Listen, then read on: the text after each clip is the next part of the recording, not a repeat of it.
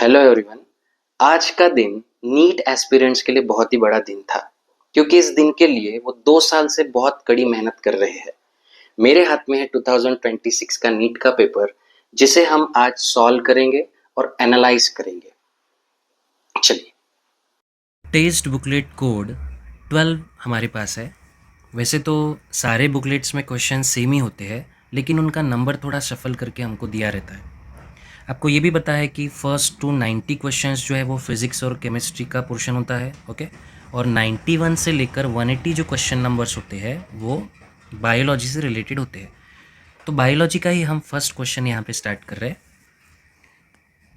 Evil quartet of biodiversity loss includes which of the following? Habitat loss and fragmentation, overexploitation, alien species invasion, co-extinction। देखो आप साथ ही साथ क्या कर सकते हैं कि 10 यूनिट जो हमको दिए हैं उसमें से कौन से यूनिट से ये क्वेश्चन आया है, कौन से चैप्टर से ये क्वेश्चन आ रहा है, ये भी हम एनालाइज कर सकते हैं। तो ये इकोलॉजी से बिलोंग करता है। Second question, which one of the following is a site of or for active ribosomal RNA synthesis. So you know that ये न्यूक्लियोलस में होता है। जो 93 क्वेश्चन नंबर हमको दिखाई दे रहा है ये सेल साइकिल पर डिपेंड है। इसमें 4 फेजेस हमको दी हुई है और उसके जो एक्टिविटी उन फेजेस में चलते हैं उनसे हमको इसका जोड़ करना है। G1 phase, G1 phase actual cell division occurs, you know ये एम फेज में होता है। सेकंड जो ऑप्शन हमको दिखाई दे रहा है, cell is metabolically active and continuously grows but does not replicate its DNA. तो ये हमको G1 फेज में होता हुआ दिखाई देता है। हम यहाँ पे ऑप्शंस भी लिख लेंगे। एक का ऑप्शन हमें सेकंड दिखाई दे रहा है, B S phase. S phase पता है आपको, सिंथेसिस फेज होता है। Synthesis of DNA occurs and the amount of DNA per cell doubles, okay. G2 phase, proteins are synthesise, क्योंकि अभी सेल अपने आप को रेडी कर रहा है ना। और एम फेज में हमने जैसा दिखा है इसमें एक्चुअल सेल डिवीजन हो रही है। तो हम चलो ऑप्शंस देख लेते हैं। देखो हमें डी का पता है कि फर्स्ट ऑप्शन है और ऐसा ऑप्शन हमारा जो है पहला ही मैच कर रहा है। चलो अब हम क्वेश्चन नंबर 94 को एनालाइज करते हैं। ये match the pair based question है। टर्म से हमें उसका जो मीनिंग है उसको मैच करना है। प्रोडक्टिविटी, अभी ये प्राइमरी प्रोडक्टिविटी हम कंसिडर कर सकते हैं क्योंकि ये प्लांट से रिलेटेड एक टर्म है। प्लांट्स फोटोसिंथेसिस के थ्रू जो भी कुछ ऑर्गेनिक मैटर बनाते हैं उसे प्रोडक्टिविटी कहा जाता है। और वो कितना प्रोड्यूस कर रहे हैं मीन्स उसका जो रेट है प्रोडक्शन का, दैट इज़ प्रोडक्टिविटी। तो प्रोडक्टिविटी ये मैच कर रहा है रेट ऑफ बायोमास प्रोडक्शन। अभी नेट प्राइमरी प्रोडक्टिविटी क्या होता है कि जितना भी उन्होंने जो मटेरियल प्रोड्यूस किया होगा या बायोमास प्रोड्यूस किया होगा उस बायोमास में से कुछ वो खुद के लिए यूटिलाइज कर लेते हैं। रेस्पिरेशन होगा या अदर कोई मेटाबॉलिक प्रोसेसेस होंगे उसमें वो यूटिलाइज करते हैं। तो नेट प्राइमरी प्रोडक्टिविटी क्या होता है, ग्रॉस प्राइमरी प्रोडक्टिविटी, मतलब जितना भी ऑर्गेनिक मैटर उन्होंने बनाया था उसमें से हम रेस्पिरेटरी लॉसेस को माइनस कर देंगे। ग्रॉस प्राइमरी प्रोडक्टिविटी क्या होता है, so it is a rate of production of organic matter, okay. And secondary productivity क्या होगा, जो भी प्लांट्स ने प्रोड्यूस किया है उस पर हम डिपेंडेंट होते हैं, ओके। तो हमारे बॉडी में जितना भी बायोमास बनेगा that will B secondary productivity. तो हमारे ऑप्शंस कैसे हो रहे हैं, 3, 1, 4, 2। तो चलो हम इसमें करेक्ट ऑप्शन भी हमारा देख लेते हैं। सो ऑप्शन बी जो है ये इससे मैच कर रहा है। 95, which of the following statements are correct, okay.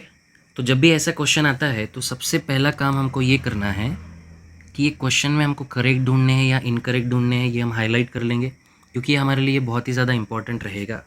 मतलब क्वेश्चन में हमको डील किससे करना है ये हमको इजीली पता चलेगा।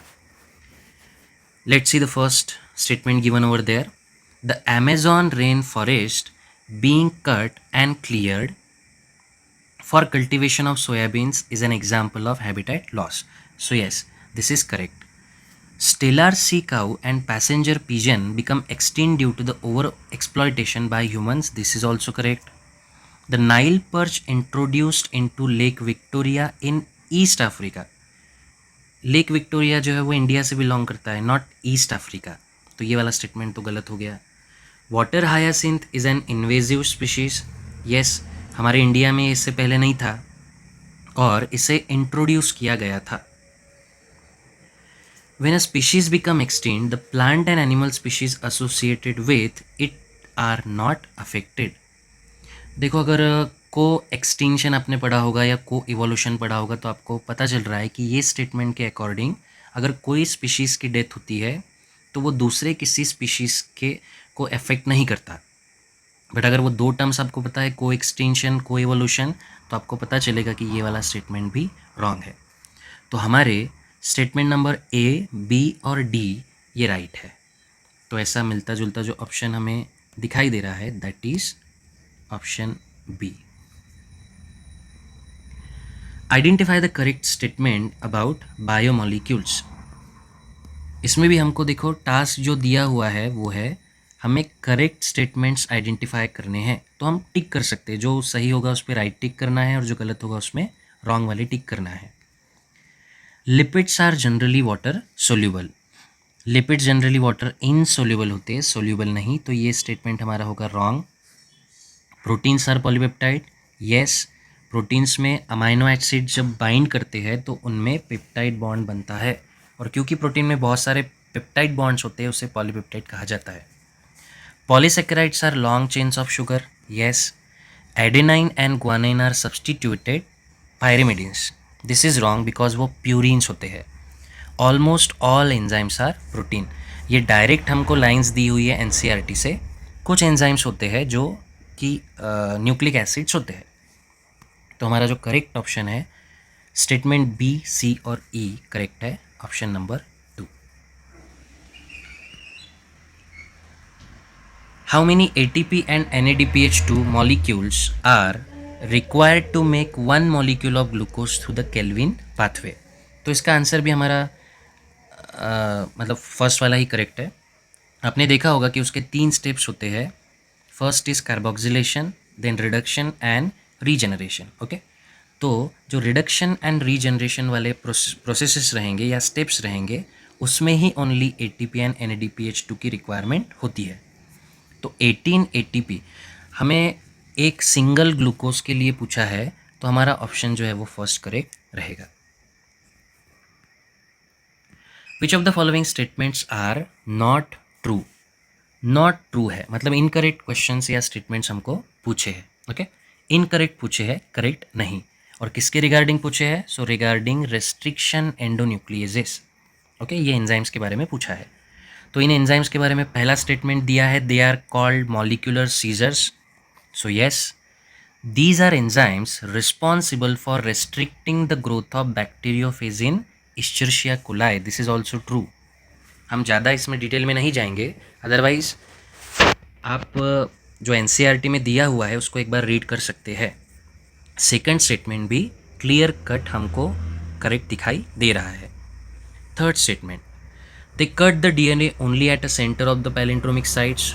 No, this is wrong. They remove nucleotides only from the ends of DNA fragment. No. They recognize specific palindromic base pair sequence. So yes. तो हमें स्टेटमेंट ए, बी और ई करेक्ट दिखाई दे रहा है. और हमें क्वेश्चन पूछा है इनकरेक्ट क्वेश्चंस का. ओके, इनकरेक्ट स्टेटमेंट्स का. तो इनकरेक्ट स्टेटमेंट्स हमें यहाँ कौन से दिखाई दे रहे हैं? सी एंड डी. नेक्स्ट 99 क्वेश्चन में हमें कुछ टर्म्स दिए हैं और उनकी डेफिनेशन या उनके मीनिंग हमको लिस्ट 2 में दिखाई दे रहे हैं. First, decomposition. देखिए, अब ऐसा होता है कि हमें कभी कभी ये टर्म्स के जो मीनिंग है वो पता नहीं चलते, है ना. तो आपको इन टर्म्स में से जो मेनली पता है हम सबसे पहले उससे देखेंगे. सपोज़ मुझे ह्यूमिफिकेशन के बारे में पता है, मिनरलाइजेशन के बारे में पता है, और डिट्रीटस और डिकम्पोजिशन में थोड़ा मुझे कन्फ्यूजन होता है. तो ऐसे केस में हम क्या कर सकते हैं कि जो टर्म्स हमको 101% पता है हम उससे स्टार्ट कर सकते हैं. जैसे मिनरलाइजेशन क्या होता है? जिसमें ऑर्गेनिक मटेरियल का कन्वर्जन कुछ माइक्रोब्स इनऑर्गेनिक मटेरियल में करते हैं। ऐसा ऑप्शन मुझे दिखाई दे रहा है मिनरलाइजेशन से रिलेटेड, सेकंड वाला, release of inorganic nutrients by the activity of microbes in soil. तो सी का जो है वो सेकंड डेफिनेटली होगा। Next, humification. ह्यूमिफिकेशन ह्यूमिफिकेशन में क्या होता है? ह्यूमस प्रोड्यूस होता है, और ह्यूमस क्या होता है? एक dark coloured amorphous colloidal substance होता है। तो हमारा जो डी है उसका ऑप्शन रहेगा फर्स्ट। हम थोड़ा एनालाइज कर लेते हैं कि ये दो ऑप्शन इसमें मैच हो रहे हैं क्या। तो हमें थर्ड ऑप्शन दिखाई दे रहा है जिसमें सी का सेकंड दिया हुआ है और डी का फर्स्ट दिया हुआ है। तो हमारा जो करेक्ट ऑप्शन होगा that will B option 3। In which of the following the ovules are not enclosed by an ovary and remain exposed? तो ये हमको पता है जिम्नोस्पर्म्स में हमें सीड्स जो है वो एक्सपोज दिखाई देते हैं, एंड इवन उसमें ओवरी वॉल भी एब्सेंट होती है। तो हमें ऑप्शन जो है वो जिम्नोस्पर्म से ही एसोसिएटेड यहाँ पर देखना होगा। Silaginella is not belonging to gymnosperm. Funaria is not again belonging to gymnosperm. Wolffia is belonging to angiosperms. But if you see the Pinus is belonging to gymnosperm. तो हमारा जो करेक्ट ऑप्शन है वो होगा Pinus. Match the pair. बहुत easy है, botany से ये जो क्वेश्चन पूछा जाता है ये हम खास हमें हर क्वेश्चन पेपर में दिखाई देता है, तो हम इसे भी एनालाइज कर लेते हैं। Marginal placentation, this is found in pea plant. Axile placentation हमें लेमन में दिखाई देता है। Parietal placentation हमें मस्टर्ड में दिखाई देता है, और बेसल placentation हमें मैरीगोल्ड में दिखाई देता है। So the correct option is first का हमें दिखाई दे रहा है सेकंड, और ऐसा हमको एक ही ऑप्शन दिखाई दे रहा है थर्ड। कभी कभी देखो ऐसा भी होता है कि हमारा अगर फर्स्ट मैच हो जाता है और हम उससे रिलेटेड कंफर्म है 100%, तो हमको ऑप्शन जो है वो विद इन अ सेकंड भी मिल सकता है, जैसा इस क्वेश्चन में हुआ है। मार्जिनल प्लेसेंटेशन पी प्लांट में दिखाई दे रहा है, और एक का सेकंड ऑप्शन सिर्फ हमें थर्ड में ही दिखाई दे रहा है, तो प्रेडिक्ट करना आंसर को ईजी हो जाता है।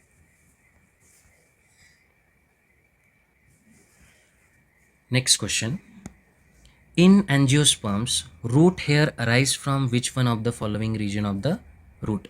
डायरेक्ट हमको अगर पता है कि रूट हेयर्स कहाँ से निकलते हैं, तो वो है द रीजन ऑफ मैचुरेशन और zone of maturation.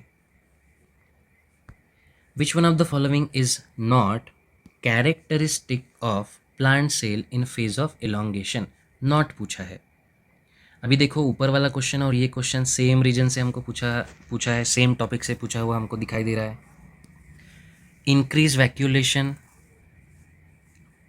Okay, cell enlargement, new cell wall deposition, ये कुछ कैरेक्टरिस्टिक्स होते हैं फेज ऑफ एलोंगेशन के, और हमको पूछा है नॉट कैरेक्टरिस्टिक ऑफ फेज। तो हमारा जो करेक्ट ऑप्शन वो होगा लार्ज कॉन्स्पिकस न्यूक्लियस, क्योंकि ये इसके पहले वाले स्टेप में हमको इजीली दिखाई देता है। Which of the following statements are correct? Again हम इसमें क्या करेंगे, करेक्ट पूछा है तो हमारे माइंड में यही रहेगा कि हमको इसमें से करेक्ट क्वेश्चंस को पिकअप करना है। First, a transcription unit in DNA is defined primarily by three regions: promoter, structural gene, and termination. Yes, the promoter is said to be located towards the 5' end of the structural gene. Is this true? It is located on the 3' end of structural gene. So this is wrong.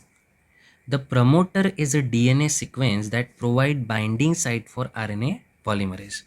Is this true? Yes. The promoter defines the template and coding strands. मतलब उसका जो location है उसके बारे में ये हमको बताया गया है। So this is again right one. The terminator is located towards the 3' end of the coding strand and it defines the end of the process of transcription. तो ये भी स्टेटमेंट हमें करेक्ट दिखाई दे रहा है। देखो कंफ्यूज नहीं होना है, हमें पहले इसमें जो दिया है वो टेम्पलेट स्ट्रैंड के बारे में दिया हुआ है, और यहाँ पर हमें कोडिंग स्ट्रैंड दिया हुआ है। स्ट्रक्चर अगर हम ध्यान से देखेंगे So suppose this is template strand and this is coding strand, and suppose we are talking about promoter, structural gene and terminator. Okay, और हमको पता है कि नया जो आरएनए है वो कौन से स्ट्रैंड पे बनता है, टेम्पलेट स्ट्रैंड पे बनता है, एंड उसका बनने का जो ओरिएंटेशन है वो होता है, मतलब जो नया स्ट्रैंड बन रहा है वो हमेशा 5' to 3' पर बनेगा.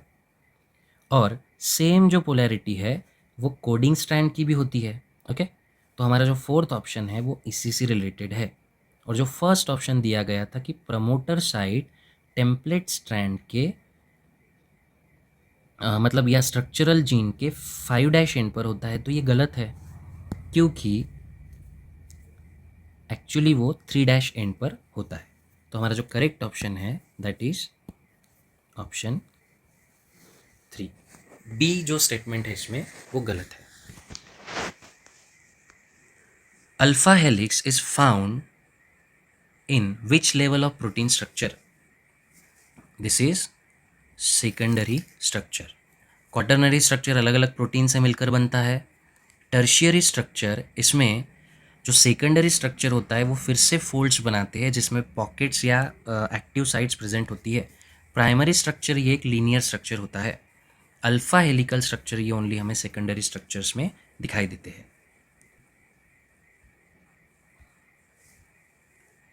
Which of the following statement are correct regarding amino acids?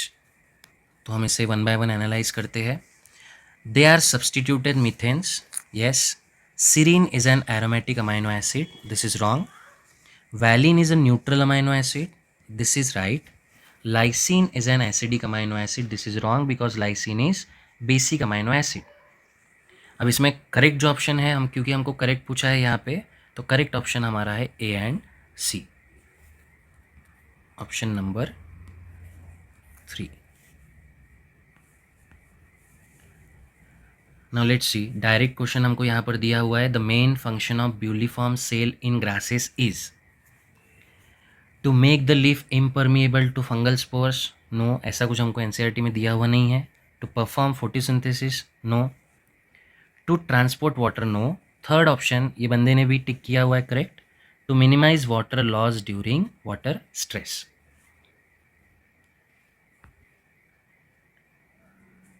Find the incorrect statements. Now again we should have to highlight actually हमको करना क्या है इसमें. ओके, तो पहला जो दिया हुआ है हमें फाइंड द इनकरेक्ट स्टेटमेंट, तो हम इसमें से इनकरेक्ट स्टेटमेंट्स को ढूंढेंगे. First one, the water splitting complex is associated with PS1. No, it is associated with PS2.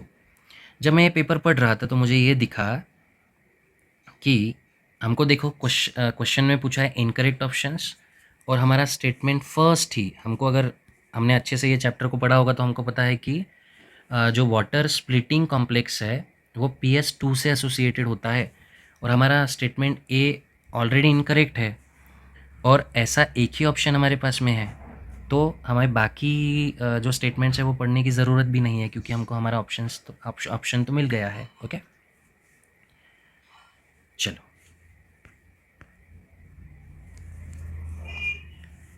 again match the pair. Conjunctive tissue, Casparian strip, subsidiary cells, starch sheath.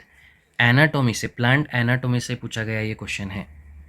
इसमें भी हम क्या कर सकते हैं, जो हमें पता है हम उसको पहले पेयर अप कर लेंगे, एंड अगर उससे मिलता जुलता ऑप्शन हमें दिखाई दे रहा है, ओके, तो सबसे पहले देखते हैं. जैसे मुझे पता है कैस्पेरियन स्ट्रिप कहाँ पाई जाती है, स्टार्च शीथ कहाँ पाई जाती है, सब्सिडरी सेल्स क्या होते हैं, कंजक्टिव टिश्यू क्या होते हैं ना. वन बाय वन थोड़ा हमको रिवाइज हो रहा है जो हमने पढ़ा है पहले.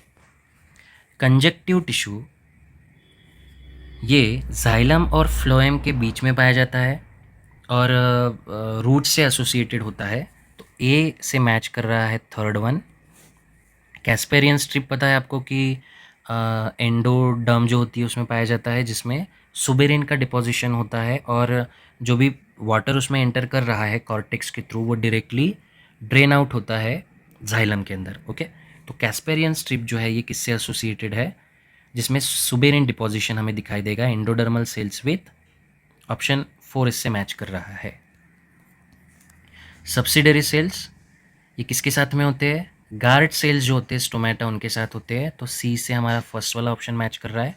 और बचा हुआ जो सेकंड है स्टार्च शीथ, ये भी एंडोडर्मिस में ही होता है लेकिन रूट के नहीं, स्टेम के एंडोडर्मिस में होता है जिसमें स्टार्च डिपॉजिटेड होता है। सो ऑप्शन इज ए का 3, बी का 4, सी का 1 एंड डी का 2। Option 3। Again match the pair. आपने क्वेश्चन पेपर को अगर देखा होगा तो डायग्राम बेस्ड क्वेश्चन इस पेपर में पूछा ही नहीं है। आपने बहुत ऐसे क्वेश्चंस प्रिपेयर किए होंगे डायग्राम बेसिस पर, है ना, लेकिन डायग्राम बेस्ड क्वेश्चन पूछा नहीं है। Even assertion reason based question मुझे इसमें दिखाई नहीं दिए। पूरा क्वेश्चन पेपर मैंने पहले पढ़ा, एसर्शन रीज़न बेस्ड की प्रैक्टिस हमने कितनी की होगी, साथ में हमने डायग्राम बेस्ड क्वेश्चंस की कितनी प्रैक्टिस की होगी, इवन स्टेटमेंट 1 स्टेटमेंट 2 कौन सा करेक्ट है कौन सा इनकरेक्ट है इसका हमने कितना प्रैक्टिस किया होगा। इवन मैंने भी मेरे स्टूडेंट्स की उन क्वेश्चंस की प्रैक्टिस करवाई थी, लेकिन वो क्वेश्चंस इसमें दिखाई ही नहीं दे रहे। Match the pairs based question बहुत सारे हैं और स्टेटमेंट बेस्ड क्वेश्चन बहुत सारे हमें इसमें दिखाई दे रहे हैं। चलो अब ये जो क्वेश्चन है हम उसे देख लेते पहले। Again match the pair. Genetically modified organism, BT cotton हमको यहाँ पर दिखाई दे रहा है जो जेनेटिकली मॉडिफाइड ऑर्गेनिज्म की कैटेगरी में आता है। ओके, हम करेक्ट ऑप्शंस इसमें देखेंगे कौन से होते हैं। Suppose thermostable DNA polymerase, thermostable DNA polymerase जिसे हम टैक पॉलीमरेज भी बोलते हैं, और हमको पता है ये हमें कहाँ से मिलता है, थर्मस एक्वाटिकस जो कि एक हॉट स्ट्रीम में रहने वाला बैक्टीरिया है, वहाँ से ही हमको मिलता है। टीआई प्लाज्मिड, एग्रोबैक्टीरियम ट्यूमिफेशियंस, यहाँ से हमको मिलता है, ये एक प्लांट एसोसिएटेड प्लाज्मिड है। PBr322, this we obtain from Escherichia coli. Match हमारा ऑप्शन देख लेते हैं हम इसमें, option 3। Heterophilous development in response to environment is an example of which of the following phenomenon? Dedifferentiation, no. Elasticity, no. ये concept ही हमको दिया हुआ नहीं है। Redifferentiation, no. It is not associated with what is given in the line. Okay? लेकिन plasticity वाला portion हमको उस प्लांट फिजियोलॉजी के एक चैप्टर में दिया हुआ है। ओके, और ये जो टर्म या डिफिनेशन हमको दी है वो प्लास्टिसिटी से मैच कर रही है। रेसिमोस इन्फ्लोरेसेंस, आपको पता है कि 2 टाइप के इन्फ्लोरेसेंस हमें दिए हुए हैं, जिसके अंदर अगर ओल्ड फ्लावर्स नीचे रहेंगे और यंग फ्लावर्स ऊपर रहेंगे तो ऐसे अरेंजमेंट को एक्रोपिटल माना जाता है। और इसी से उल्टा होगा, ओल्ड फ्लावर्स हमको टिप पर दिखाई देंगे और यंग फ्लावर्स हमें बेस पर दिखाई देंगे, तो ये होता है बेसिपिटल। और हमें पूछा है रेसिमोस इन्फ्लोरेसेंस जिसमें कैरेक्टरिस्टिक फर्स्ट डायग्राम जैसा होता है। तो आइए हम इसके जो ऑप्शन है उसको एनालाइज करते हैं। The main axis terminates in flower, नहीं, ऐसा हमें साइमोज में दिखाई देता है। The growth is limited, again ये साइमोज से रिलेटेड ऑप्शन है। ओके, थर्ड वाला जो दिख रहा है हमें इसमें, flower are borne in acropetal succession, तो हमने अभी अभी डायग्राम में देखा है, तो ये स्टेटमेंट या ऑप्शन मैच कर रहा है हमारे क्वेश्चन से। विच of the following disorders is caused by the substitution of glutamic acid by valine. Okay, ऐसा हमने देखा था सिकल सेल एनीमिया के केस में। अगर हमने ये टॉपिक को अच्छे से पढ़ा होगा तो हम बस स्टेटमेंट को पढ़ते ही इसका ऑप्शन बहुत जल्दी दे सकते हैं, दैट इज दिस स्टेटमेंट और the question is belonging to sickle cell anaemia. तो क्या लगता है आपको, पहले 15 से 20 क्वेश्चंस को देखकर क्या ये बहुत ज़्यादा टफ थे? क्या ये एनसीईआरटी के बाहर के आपको लग रहे हैं, या फिर इसका लेवल थोड़ा मॉडरेट था? और अगर आपके इसमें से 2 या 3 क्वेश्चन गलत भी हो गए हैं तो हमारे अभी 60 to 70 क्वेश्चंस को टैली करना बाकी है। तो आपको डरने की कोई भी ज़रूरत नहीं है। जितनी भी आपने मेहनत की होगी उसका फल आपको बिल्कुल मिलने वाला है। चलो फिर हम नेक्स्ट क्वेश्चंस की तरफ बढ़ते हैं। अगेन मैच द पेयर्स, जैसा हमने देखा है कि इस पेपर में मैच द पेयर्स बहुत सारे आ रहे हैं। चलो, ये जेनेटिक्स से पूछा हुआ क्वेश्चन है, जेनेटिक्स वाले यूनिट से। इनकम्प्लीट डोमिनेंस, एंटी राइनम इसका बेस्ट एग्जाम्पल है, तो ऑप्शन सेकंड हमको यहाँ दिखाई दे रहा है। को डोमिनेंस, अगर हम फर्स्ट ऑप्शन देखेंगे ह्यूमन स्किन कलर, तो ये पॉलीजेनिक इनहेरिटेंस का एग्जाम्पल है, जो कि ऑप्शन डी से मैच हो रहा है। सेकंड ऑप्शन हमारा ए से मैच हो चुका है। फिनिलकीटोन्यूरिया डिसीज़ जो है ये प्लियोट्रॉपी का एग्जाम्पल है, प्लियोट्रॉपी। को डोमिनेंस में हमारे पास में A B O blood groups है, जिसमें ब्लड ग्रुप अगर ए बी है तो ये को डोमिनेंस का एग्जाम्पल है। तो हमारा ऑप्शन है ए का सेकंड, बी का फोर्थ, सी का थर्ड और डी का फर्स्ट। ऐसा हमारा जो है ऑप्शन फर्स्ट मैच कर रहा है। Arrange the following in the development sequence related to microsporogenesis. अगर हम ये प्रोसेस देखेंगे तो हमको पता है कि स्पोरोजिनस टिश्यू, इनमें से कुछ जो सेल्स होते हैं या फिर सारे जो सेल्स रहेंगे वो कन्वर्ट होते हैं पहले पोलन मदर सेल्स में। अब ये जो पोलन मदर सेल्स होते हैं उनमें मियोसिस होता है और माइक्रोस्पोर टेट्रैड डेवलप होता है, और उसी माइक्रोस्पोर टेट्रैड्स में पोलन ग्रेन्स प्रेजेंट होते हैं। ओके, तो ऑप्शन यहाँ पे कौन सा होगा? सबसे पहले स्पोरोजिनस टिश्यू रहेंगे, उनसे पोलन मदर सेल बनेगा, later on microspore tetrad, and finally हमें क्या मिलेंगे? Pollen grains. So option 3 is correct. Question number 116, arrange the following step of DNA fingerprinting in correct sequence. देखो, हमें ये जो डीएनए फिंगरप्रिंटिंग है उसमें सीक्वेंसेस में मतलब ये जनरल इसमें पता होना चाहिए कि सबसे पहले हम आइसोलेशन करते हैं, उसका डाइजेशन करते हैं, ओके, देन इलेक्ट्रोफोरेसिस किया जाता है, ब्लॉटिंग किया जाता है, हाइब्रिडाइजेशन किया जाता है, एंड लास्ट में इसे डिटेक्ट किया जाता है। ओके, तो इसमें जो करेक्ट सीक्वेंस हमको दिखाई दे रहा है, फर्स्ट वन। ओके, जैसा हमने बोला है, isolation, electrophoresis, blotting, hybridization and detection. तो हम देखेंगे कि ये इसमें मैच हो रहा है या नहीं हो रहा है। Isolation of DNA and it's digestion bye restriction endonuclease, तो ये सबसे पहला स्टेप होगा, हम इसे नंबर 1 दे देते हैं। हाइब्रिडाइजेशन, जैसा मैंने आपको बताया कि ये नंबर 4 पे होता है। सेकंड नंबर पे जो है वो इलेक्ट्रोफोरेसिस होगा, तो हम स्ट्रेट फॉरवर्ड सेकंड नंबर के प्रोसेस पर चले जाते हैं, जो कि हमको ऑप्शन ई में दिखाई दे रहा है। इलेक्ट्रोफोरेसिस के बाद में ब्लॉटिंग होगा, जिसमें हम डीएनए को ट्रांसफ़र करते हैं सिंथेटिक मेम्ब्रेन के ऊपर।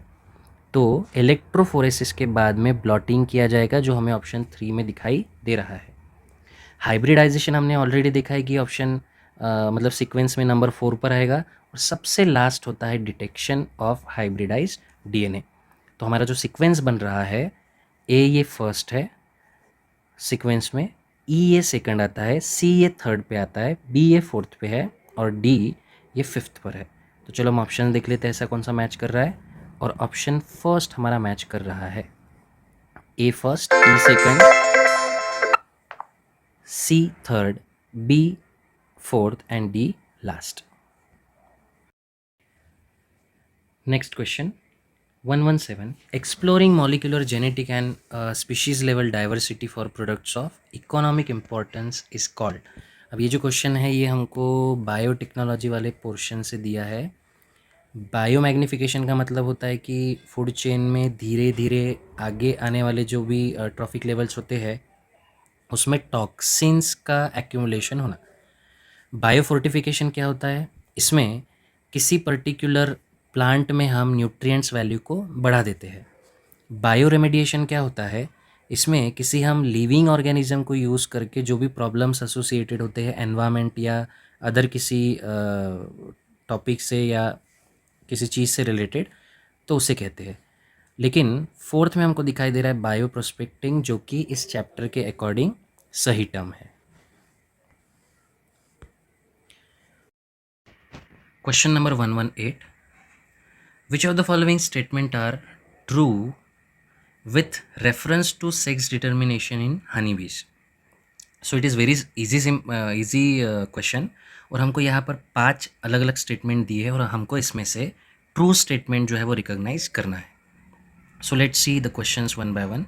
First, an offspring form from the union of a sperm and an egg develops as a female.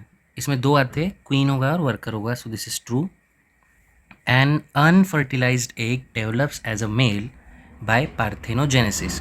ये भी ट्रू है, क्योंकि इसमें होता ये है कि जो एग फीमेल ले करती है उससे फीमेल स्पर्म फर्टिलाइज नहीं करता, और पार्थेनोजेनेसिस का मतलब है बिना किसी फर्टिलाइजेशन के डायरेक्टली ऑर्गेनिज्म डेवलप हो रहा है. So this is again a right statement. See, a male has half the number of chromosome than that of the female. So this is again correct one. Males produce sperm by meiosis. No, देखो mail जो है वो already haploid है, और अगर ये organism का chromosome number है तो अगर गैमेट्स हम देखेंगे तो वो भी हैप्लॉइड ही होते हैं. तो ये बनने की प्रोसेस डेफिनेटली मियोसिस से तो नहीं होती है, माइटोसिस से होती है. तो स्टेटमेंट डी जो है वो इनकरेक्ट है. Honey bees have a haplodiploid sex determination system, that is again correct. तो इसमें हमको करेक्ट ही स्टेटमेंट पूछे हैं, डी छोड़कर बाकी सारे स्टेटमेंट्स हमें करेक्ट दिखाई दे रहे हैं. तो ऐसा ऑप्शन हमारा है last one. Next question, identify correct sequence of step in cycle of polymerase chain reaction. देखो इस बंदे ने फर्स्ट वाला करेक्ट किया है, टिक किया है. हम देख लेते हैं क्या ये करेक्ट है. पहला जो स्टेप होता है वो डीनेचुरेशन है, yes. Then annealing and extension, yes. तो यही हमारा करेक्ट आंसर है. Next, which of the following statements are correct with respect to DNA separation, isolation and visualisation. तो हमें अगेन यहाँ पे करेक्ट सीक्वेंस जो है वो आइडेंटिफाई करना है. इसमें हमें सिर्फ 4 ऑप्शंस दिए हुए हैं. Okay, so let's see. The cutting of DNA is done by molecular scissor, बराबर है. एंडोन्यूक्लियसेस जो है वो डीएनए को कट करते हैं. The DNA fragments separate according to their size in an agarose gel upon electrophoresis. This is again right. C, the separated DNA fragments can be seen without staining when exposed to UV light. No, हमको stand इसको करना होता है. So this is incorrect. D statement में दिया है the separated DNA fragment when stained with ethidium bromide, this is correct, can be seen in visible light. No, हमें इसमें UV light की रिक्वायरमेंट होती है. तो ये भी स्टेटमेंट क्या है, गलत. और हमें पूछा है यहाँ पे करेक्ट. ओके, तो करेक्ट स्टेटमेंट जो है इसमें ए एंड बी है. So option 4 is correct. Then let's see. The main criteria used for 5 kingdom classification proposed by R H. Whittaker includes. कौन से इसमें होते हैं? Cell structure, it is given there. Body organisation भी दिया हुआ है. फ्लैजिलम के बारे में कुछ बताया हुआ नहीं है. रिप्रोडक्शन भी दिया हुआ है. Phylogenetic relationship is also given. तो सी छोड़ के हमें बाकी सारे जो पॉइंट्स है वो इसमें दिखाई देते हैं. So the correct option is first. Question number 122, which one of the following is triploid cell? Central cell जो होता है वो डिप्लॉइड होता है. Primary endosperm cell, this is triploid 1. Zygote is again diploid. Synergids are haploid. हमें देखो triploid cell के बारे में पूछा है और हमारा करेक्ट ऑप्शन है primary endosperm cell. 123, which of the following statements are correct with reference to packaging of DNA helix? So let's see. 4 statements are given. Histones are organized to form a unit of 8 molecule called histone octamer. Yes, nucleosome में ये हमको दिखाई देता है. So this is correct option given. Histones are negatively charged basic proteins. No, they are positively charge basic proteins, तो ये statement गलत है। Histones are rich in the basic amino acid residues lysine and arginine.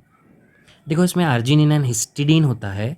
Okay हम देखेंगे इसमें option, the positively charge DNA is wrapped. अब यहीं पे ये गलत हो जाता है बिकॉज आपको पता है कि डीएनए पे निगेटिव चार्ज होता है, बिकॉज डीएनए में फॉस्फेट प्रेजेंट है, that's why it has a negative charge and it is wrapped around histone octamer to form nucleosome. ये तो करेक्ट है, लेकिन DNA has a positively charge, this is very wrong. अब हम option देख लेते हैं, इसमें हमारा ए और सी यहाँ पे करेक्ट है। ई देखते हैं हम करेक्ट है या नहीं है। The packaging of chromatin at higher level requires an additional set of proteins called non-histone chromosomal proteins. Okay, so H1 दिया हुआ है हमको सिलेबस में, तो ये भी करेक्ट ही है। तो हमारे ए सी और ई ऑप्शंस या स्टेटमेंट्स करेक्ट है, so option 2 is correct. Which of the following is an in situ conservation method? Sacred groves, yes. Wild life safari parks, ये इस कैटेगरी में नहीं आता है। बॉटनिकल गार्डन्स और सीड बैंक्स, ये एक्स सितु कंजर्वेशन के एग्जाम्पल है। हमें इन सितु पूछा है, तो हमारा फर्स्ट ऑप्शन करेक्ट है। In lac operon the Z gene codes for, so it codes for beta galactosidase. Lac operon से हर साल क्वेश्चन आता ही है, तो इस साल भी एक्सपेक्टेड था और ये क्वेश्चन यहाँ से पूछा गया है। अगेन ये match the pair based question हमको दिखाई दे रहा है। इस पेपर में बहुत सारे ऐसे क्वेश्चंस हैं। इसमें हमें लिस्ट 1 जो दिखाई दे रही है ये ग्रोथ रेगुलेटर्स की है, मतलब प्लांट हार्मोन्स के नाम यहाँ पर दिए हुए हैं। और लिस्ट 2 में हमको उनके फंक्शंस या इफ़ेक्ट दिखाई दे रहे हैं। 2,4-D ये ऑक्सीन का एक एग्जाम्पल है, और हमको पता है कि लॉन्स में जो ग्रास के बीच में डेवलप हो जाते हैं डाइकॉट्स के प्लांट, उनको कील करने यूज़ किया जाता है, मतलब इसको एज अ हर्बिसाइड हम यूज़ करते हैं। जिबरलिक एसिड, इसे ब्रीविंग इंडस्ट्री में यूज़ किया जाता है। काइनेटीन या फिर हम एब्सिसिक एसिड अगर देखेंगे, तो एब्सिसिक एसिड स्ट्रेस हार्मोन का रोल प्ले करता है। स्टिमुलेशन ऑफ स्टोमेटल क्लोजर के लिए ये रिस्पॉन्सिबल होता है। तो हमारा एक ही ऑप्शन बचता है, न्यूट्रिएंट मेटाबॉलिज्म और मोबिलाइजेशन। काइनेटीन का ये वर्क है। तो ऑप्शंस हमारे पास में अभी ए का थर्ड, बी का फर्स्ट, सी का फोर्थ एंड डी का सेकंड। तो ऐसा ऑप्शन हमें दिया हुआ है third. Arrange the following steps of somatic hybridisation in correct sequence. Okay, so let's see statements first. Digestion of cell wall, इससे भी पहले एक स्टेप होती है जिसके अंदर हमको क्या करना होता है कि हम एक सेल को कहीं पर्टिकुलर प्लांट से आइसोलेट कर रहे हैं। तो इसमें हमको डी ऑप्शन दिखाई दे रहा है कि सबसे पहले हमने क्या किया, आइसोलेशन ऑफ सिंगल सेल किया फ्रॉम 2 डिफरेंट वैरायटीज़, क्योंकि हमको यहाँ पर सोमैटिक हाइब्रिडाइजेशन करना है।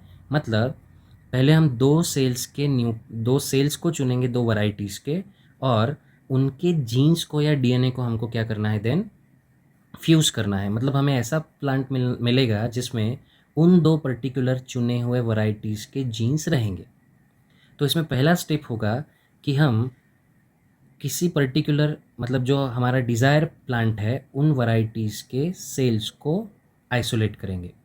फिर सेकंड हम क्या करेंगे, उन सेल्स के सेल वॉल को डाइजेस्ट कर लेंगे, बिकॉज हमको क्या चाहिए, सपोज उसके डीएनए या उसका न्यूक्लियस चाहिए या प्रोटोप्लाज्म चाहिए जिसे हमें फ्यूज़ करना है। Then we are isolating the naked protoplasm from this. Okay, then हम फ्यूज़ करेंगे उस प्रोटोप्लाज्म को ताकि हमें हाइब्रिड मिल जाए। और फाइनली हम क्या करेंगे, जो भी एक पर्टिकुलर हाइब्रिड प्रोटोप्लास्ट हमें मिला है, उस प्रोटोप्लास्ट को हम ग्रो करेंगे ताकि हमें एक नया हाइब्रिड प्लांट मिल सके। तो देखो ऑप्शन क्या है, D A B C E, D A B C E. Okay, so यहाँ पे हमारा ऑप्शन नंबर सेकंड करेक्ट है। नेक्स्ट 128, इस क्वेश्चन में हमें आर क्यू पूछा है, रेस्पिरेटरी क्वेश्चन दिए गए फार्मूला का। ओके, तो ये फार्मूला का हमको कोई भी ज़रूरत नहीं है, बिकॉज हमको पता है कि रेस्पिरेटरी क्वेश्चन क्या होता है, amount of CO2। Are Q मतलब क्या होता है, amount of CO2 released to the amount of O2 utilised.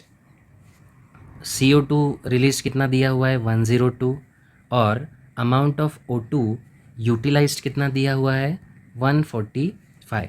अगर हम इसे सॉल्व करते हैं तो हमें लगभग 0.7 इतना वैल्यू मिलता है, जो कि एनसीईआरटी में हमने ऑलरेडी देखा है। अब ये जो वैल्यू है दिए गए ऑप्शंस में कहाँ मैच कर रहा है, so the option number second is there, because हमारा आंसर आ रहा है 0.7, ये 0.5 से 0.9 के बीच की वैल्यू है।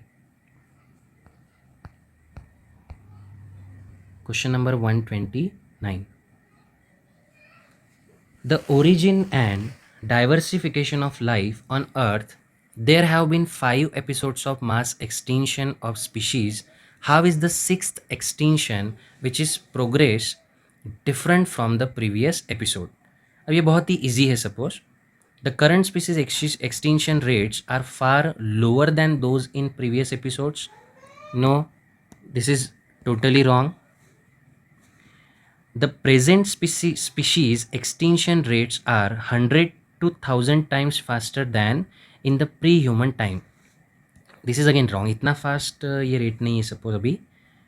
The present net species extinction rate is 0.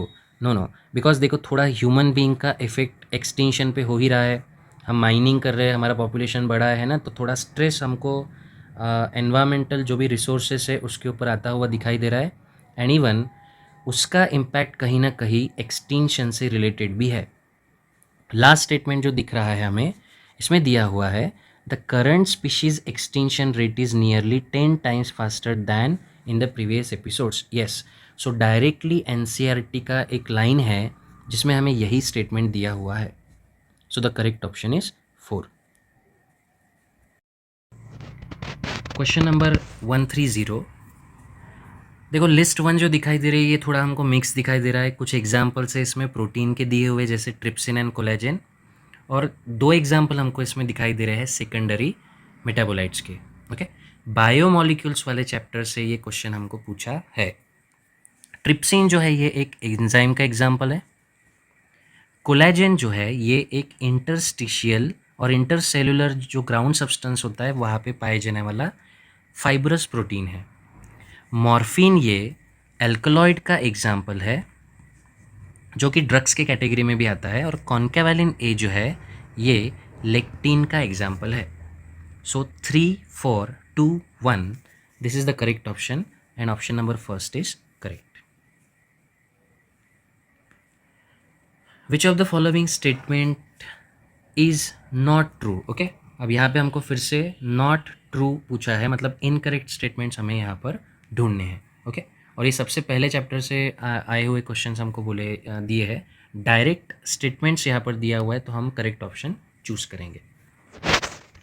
Both the words in biological names when handwritten are separately underlined or printed in italics. So this statement is correct. The specific epithet in the biological name starts with small letter. You know, genus starts with capital letter and species starts with small letter. So this is again correct. The first word in the biological name represent the specific epithet. This is wrong. पहला जो word है वो generic epithet या genus को represent करता है. This is wrong statement. Okay, और हमको रॉन्ग ही ढूंढा है 4 में से, तो हमें हमारा ऑप्शन ऑलरेडी यहाँ पर मिल गया है. लास्ट क्या है, biological names are generally in Latin. This is correct. Now let's see question number 132. The enzyme requires for carboxylation in the Calvin cycle. तो सबसे पहला एंजाइम जो होता है जो रिस्पॉन्सिबल है that is RUBP, carboxylase oxygenase Rubisco.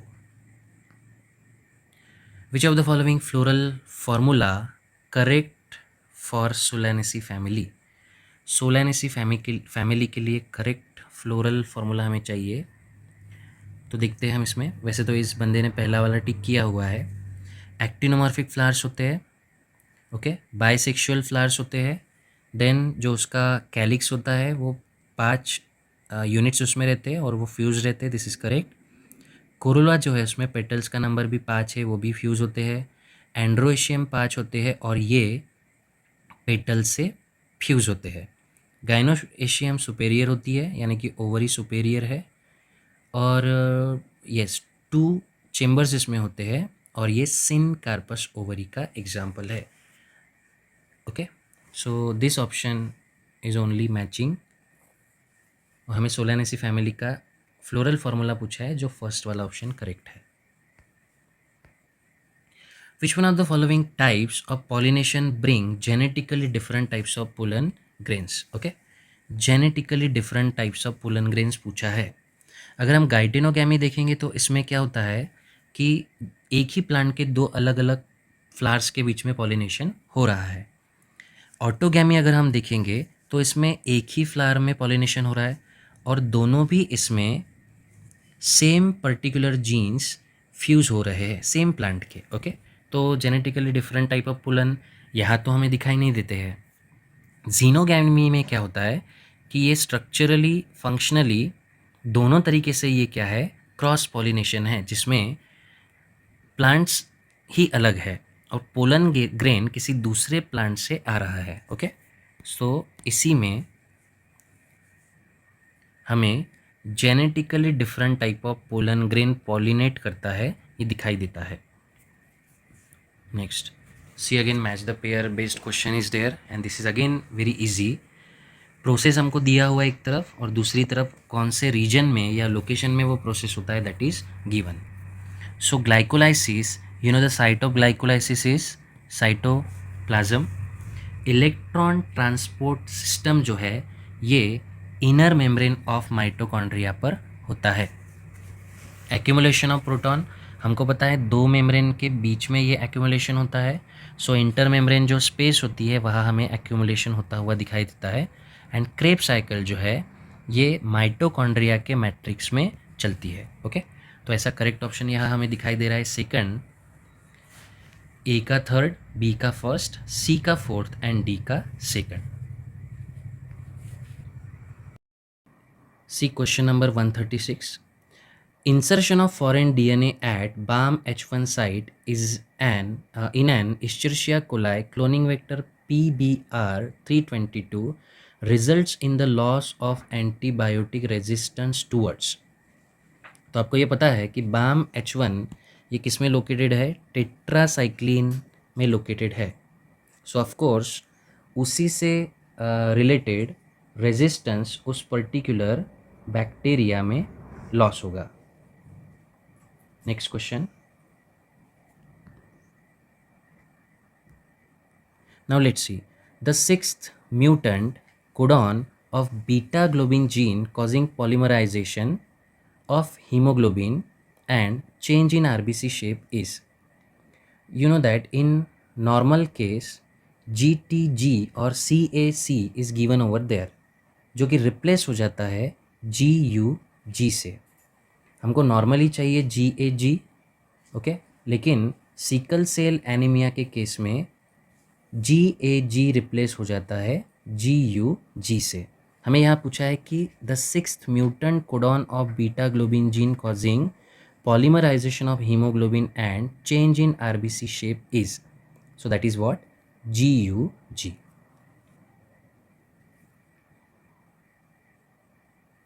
Choose the correct statement regarding GIFT to overcome infertility. देखो, GIFT का मतलब क्या होता है कि हम गैमेट्स को फैलोपियन ट्यूब में ट्रांसफ़र कर रहे हैं। ओके, या फिर गैमेट्स में कौन आता है, ओवम आता है, स्पर्म आता है। ओके, तो मेनली यहाँ पर हम गैमेट मतलब ओवम की बात कर रहे हैं, तो उससे रिलेटेड कौन सा स्टेटमेंट दिया हुआ है ये हमको ढूंढना है। Ova collected from female donor are transfer to the uterus of an infertile female, no. Okay, क्योंकि ये ट्रांसफ़र जो है वो कहाँ हो रहा है, फैलोपियन ट्यूब में डायरेक्टली हो रहा है। Second, it is transfer of an ovum collected from a donor into the fallopian tube of another female which cannot produce ovum but can provide suitable environment for fertilization and development. So this is the correct answer. Okay, let's see next. Which one of the following is an appropriate example of sexual deceit? तो ये तो हम भूलेंगे ही नहीं because एक अलग ही topic हमको NCERT में दिया है. So option C is correct regarding this. This is again question from ecology section.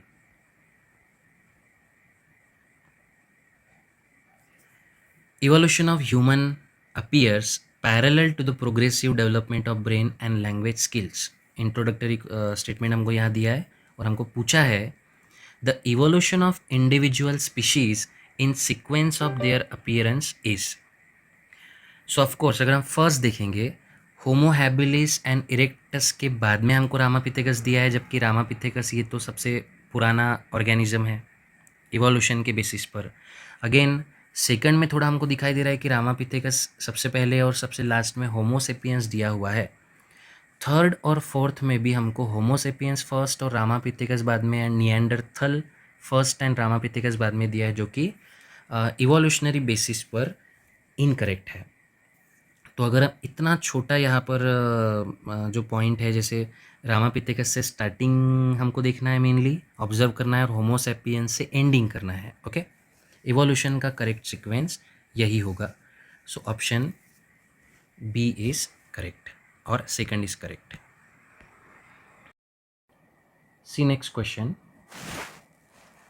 List 1 list 2 हमको कुछ यहाँ पे प्रेगनेंसी के फेजेस दिए, जिसमें एम्ब्रियो मतलब एम्ब्रियो डेवलपमेंटल फेजेस दिए हुए हैं और पर्टिकुलर मंथ या वो पीरियड दिया हुआ है जिसमें हमें ये कैरेक्टर्स अपीयर होते हुए दिखाई देते हैं.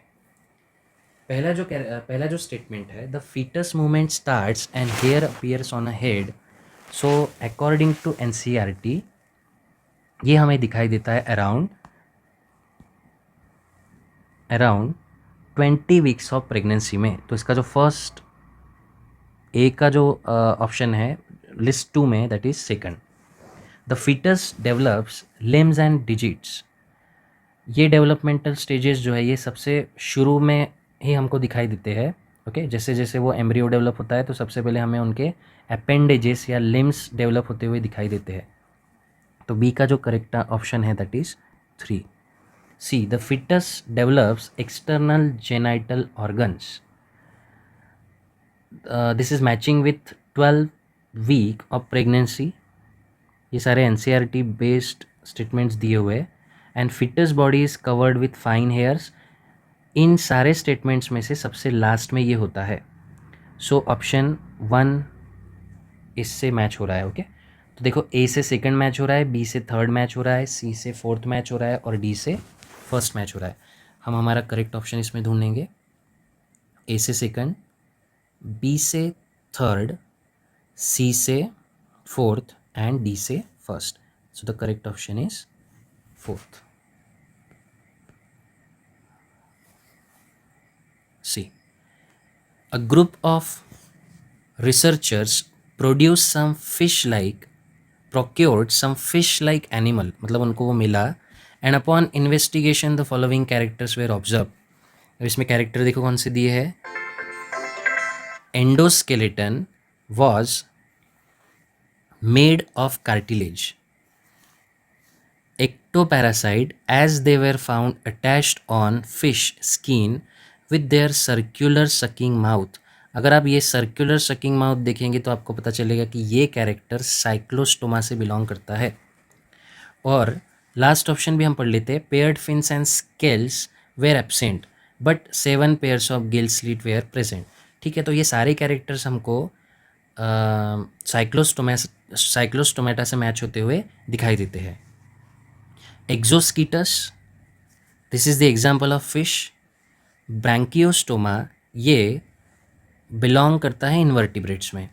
टेरोमाइजॉन साइक्लोस्टोमेटा में बिलोंग करता है और हमें स्टेटमेंट उसी से रिलेटेड दिए है, तो हमारा ऑप्शन होगा Petromyzon. Again Scoliodon is belonging to fish category. So the correct option is 3. Spermatogonia undergo a series of cell divisions to produce sperms select the correct statements from the following. देखो हमको पता है कि spermatogonia सबसे पहले spermatocyte में convert होते हैं, फिर स्पर्मेटोसाइट में मियोसिस स्टार्ट होता है, प्राइमरी स्पर्मेटोसाइट में मियोसिस स्टार्ट होगी, प्राइमरी स्पर्मेटोसाइट से सेकेंडरी स्पर्मेटोसाइट बनते हैं, सेकेंडरी स्पर्मेटोसाइट में मियोसिस 2 होगा और फाइनली हमें स्पर्मेटिड्स मिलते हैं। तो इसी को ध्यान में रखते हुए हम इसको सॉल्व करेंगे। हमें यहाँ पे बोला है select the correct statements. So let's see first one, spermatogonia always undergo meiotic cell division. This is totally wrong because इसमें ग्रोथ होता है और ये कन्वर्ट होते हैं प्राइमरी स्पर्मेटोसाइट्स में। Next statement, primary spermatocytes divide mitotically to produce secondary spermatocyte. This is wrong because meiotic division primary spermatocyte में होता है। Secondary spermatocytes through their second meiotic division produce haploid spermatids. This is correct. Spermatid produce spermatozoa through mitosis. देखो spermatid बनने के बाद में उनमें divisions नहीं होते हैं, सिर्फ उनमें ग्रोथ होती है। क्योंकि स्पर्मेटिड्स में टेल नहीं है, अब टेल बनेगा और बाकी सारे प्रोसेस होंगे। तो ये वाला स्टेटमेंट भी गलत है because once the spermatid get form they never divides. E option, spermatid transform into spermatozoa by spermiogenesis. This is again true. तो हमारे स्टेटमेंट हमको करेक्ट स्टेटमेंट ही पूछे हैं और हमारे करेक्ट स्टेटमेंट है C and E. So the correct option is first, C and E. Question number 144, ये बहुत ही ईजी क्वेश्चन है। What is the probability of having children with O blood group where both mother and father are heterozygous for A and B blood group respectively। तो देखो इनमें अगर हम mother को हेटेरोजाइगस कंसीडर कर रहे हैं, ओके, और ए ग्रुप के लिए वो हेटेरोजाइगस है, तो हम नॉर्मली जीन लिखेंगे आई ए स्मॉल आई, और फादर को ब्लड ग्रुप बी के लिए हेटेरोजाइगस बताया है, तो इनमें जीन्स होंगे जीन आई बी आई। और अगर हम इसका क्रॉस बनाते हैं आई ए आई एंड आई बी आई का, तो हमें दिखाई देता है कि ये होगा blood group A B, this will be blood group B, this will be blood group A, and ये कॉम्बिनेशन आएगा रेसेसिव जीन्स का। तो चांसेस जो है यहाँ पर 25% हमें दिखाई दे रहे हैं। So the correct option is fourth. Arrange the following events according in renin-angiotensin mechanism in correct order। देखो ऐसे क्वेश्चन थोड़े ट्रिकी होते हैं क्योंकि हमको सबसे पहले तो ये सारे स्टेटमेंट्स पढ़ने होते हैं एंड लेटर ऑन इनको हमको सीक्वेंस में अरेंज करना होता है। तो पहला जो स्टेटमेंट हमें दिखाई दे रहा है that is increase in blood pressure and glomerular filtration rate. तो लगभग ये स्टेटमेंट में जो हमको दिख रहा है वो सबसे लास्ट में होता है, ओके, क्योंकि रेनिन एंजियोटेंसिन मैकेनिज्म का पर्पस ही होता है ब्लड प्रेशर को इंक्रीज करना, ग्लोमेरुलर फिल्ट्रेशन रेट को बढ़ाना। तो ये तो लास्ट में होगा, ओके। तो हम इसे अभी 5 नंबर देकर रखते हैं। Reabsorption of sodium and water from distal part of tubule due to aldosterone, fall in glomerular filtration rate. Actually this is the cause for release of this, तो हम इसको पहला नंबर देकर रखते हैं। Next, vasoconstriction by angiotensin 2 and release of aldosterone. देखो aldosterone release जब होगा तभी हमको दिखाई देगा कि there is a reabsorption of sodium ion and water will takes place, okay. Last वाला स्टेटमेंट दिया हमको renin converts angiotensinogen into angiotensin 1 followed by angiotensin 2। तो सबसे पहले क्या होगा, देखो ग्लोमेरुलर फिल्ट्रेशन रेट कम होगा, उसके बाद में ये जो कंडीशन है ये रिलीज करवाएगा रेनिन, फिर रेनिन कन्वर्ट करेगा एंजियोटेंसिनोजेन को एंजियोटेंसिन 1 में, और फिर एंजियोटेंसिन 2 बनेगा। ये जो एंजियोटेंसिन 2 है ये वैसोकॉन्स्ट्रिक्शन भी करेगा और अल्डोस्टेरॉन भी रिलीज करेगा। फिर अल्डोस्टेरॉन के इन्फ्लुएंस में सोडियम आयन का रीएब्जॉर्प्शन होगा एंड वाटर का 10 रीएब्जॉर्प्शन होगा, एंड फिर फाइनली हमें दिखाई देगा कि ब्लड प्रेशर इंक्रीज हो गया है एंड ग्लोमेरुलर फिल्ट्रेशन रेट भी इंक्रीज हुआ है। तो सी ई डी बी ए ये करेक्ट ऑप्शन है। CEDBA. So the correct option is fourth. लेंदी है क्वेश्चन, लेकिन ऐसा नहीं है कि हम उसको आंसर आउट नहीं कर सकते, बहुत इजी है. 146. Again the question is based on match the pair. C. Expiratory reserve volume. देखो, अगर आपको वॉल्यूम्स डायरेक्टली ऐड है तो हम डायरेक्टली इसको मैच कर सकते हैं. एक्सपिरेटरी रिजर्व वॉल्यूम होता है जो ऑप्शन थर्ड में दिया है, that is 1000 to 1100 ml. Residual volume ये एक्सपिरेटरी रिजर्व वॉल्यूम से थोड़ा ज़्यादा होता है, that is 1100 to 1200 ml. Inspiratory reserve volume जितने भी ऑप्शंस दिए हैं उसमें ये सबसे ज़्यादा होगा. Option first is matching with this. और टाइडल वॉल्यूम तो हमको इजीली याद रहता है 500 ml. सो करेक्ट ऑप्शन होगा ए का 3, बी का 4, डी सी का 1 एंड डी का 2. तो ऐसा कौन सा ऑप्शन हमें इसमें दिखाई दे रहा है? ऑप्शन 3.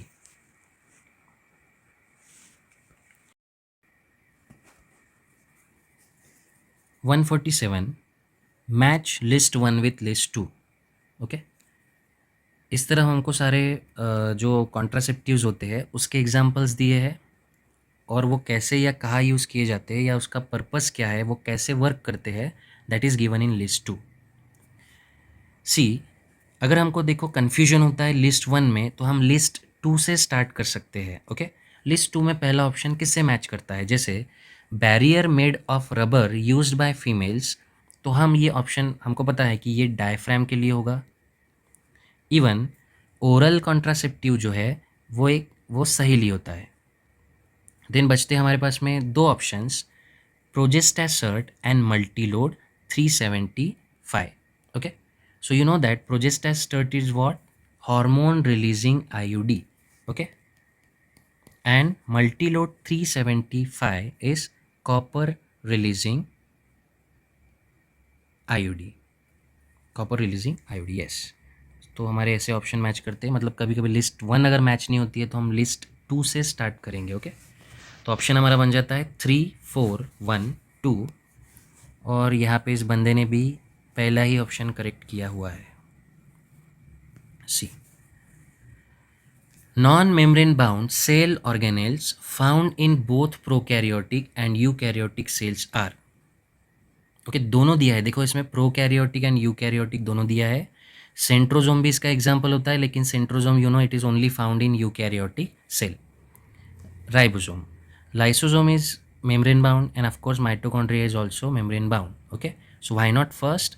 Because हमें यहाँ प्रोकैरियोटिक और यूकैरियोटिक दोनों पूछा है. फर्स्ट जो ऑप्शन है ये सिर्फ हमें यूकैरियोटिक सेल में मिलता है. Ecological pyramids represent the relationship between the organism at different trophic levels. तो ये उसका इंट्रोडक्शन दिया है और हमको एक स्टेटमेंट यहाँ दिया है, they are generally inverted for.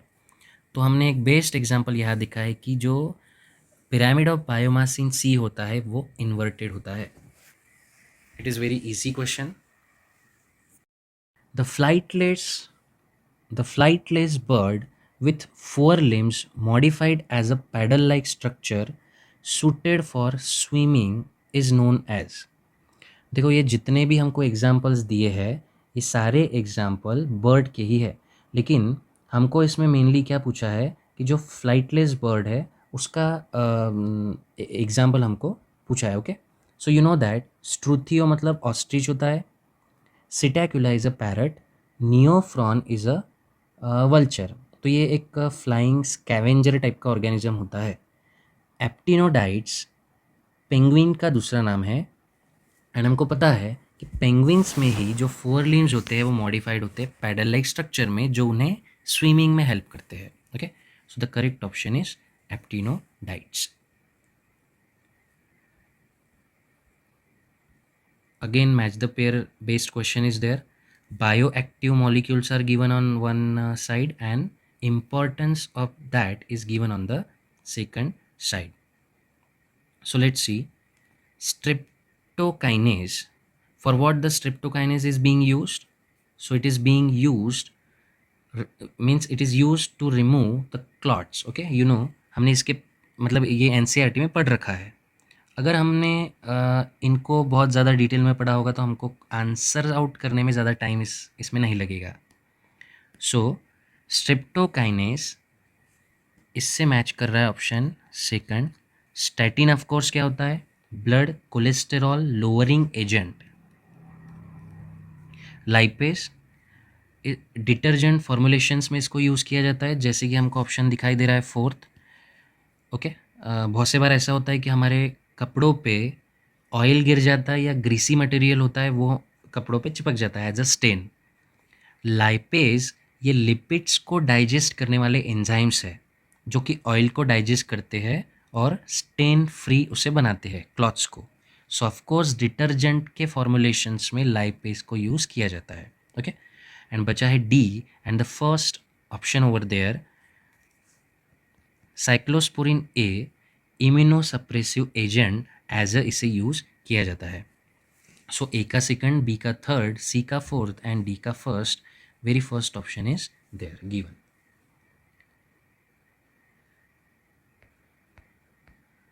Now let's see. Choose correct statement regarding cell organelles and their inclusions. So let's see first. Correct statements हमें इसमें से चूज करने हैं। पहला क्वेश्चन जो दिया है, पहला statement, the endomembrane system includes Golgi complex, endoplasmic reticulum and mitochondria. इसमें माइटोकॉन्ड्रिया नहीं होता है। ओके, एंडोमेम्ब्रेन सिस्टम में, तो ये हमारे लिए रॉन्ग होगा। Second, rough endoplasmic reticulum bears ribosome on its surface, so this is correct. Both mitochondria and plastids have circular DNA, this is again correct. हमें करेक्ट ही स्टेटमेंट ढूंढने हैं। अगेन यहाँ पर हमको एज अ रिवीजन उन्होंने दे दिया है। Next, a network of biomolecules, microtubules, microfilaments and intermediate filaments present in the cytoplasm is called cytoskeleton. This is again correct. Mitochondria is a single membrane bound structure. This is incorrect. So statements B, C, D are only correct. Option 4.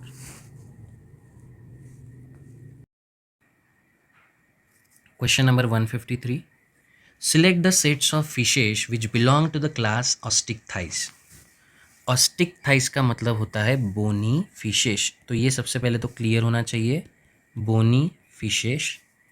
Options देखते हैं हम। First में हमको devil fish दिया हुआ है, cuttle fish दिया है जो कि बिलोंग करते हैं मोलस्का से। सो दिस इज़ अवर मतलब ये रॉन्ग मैच होगा।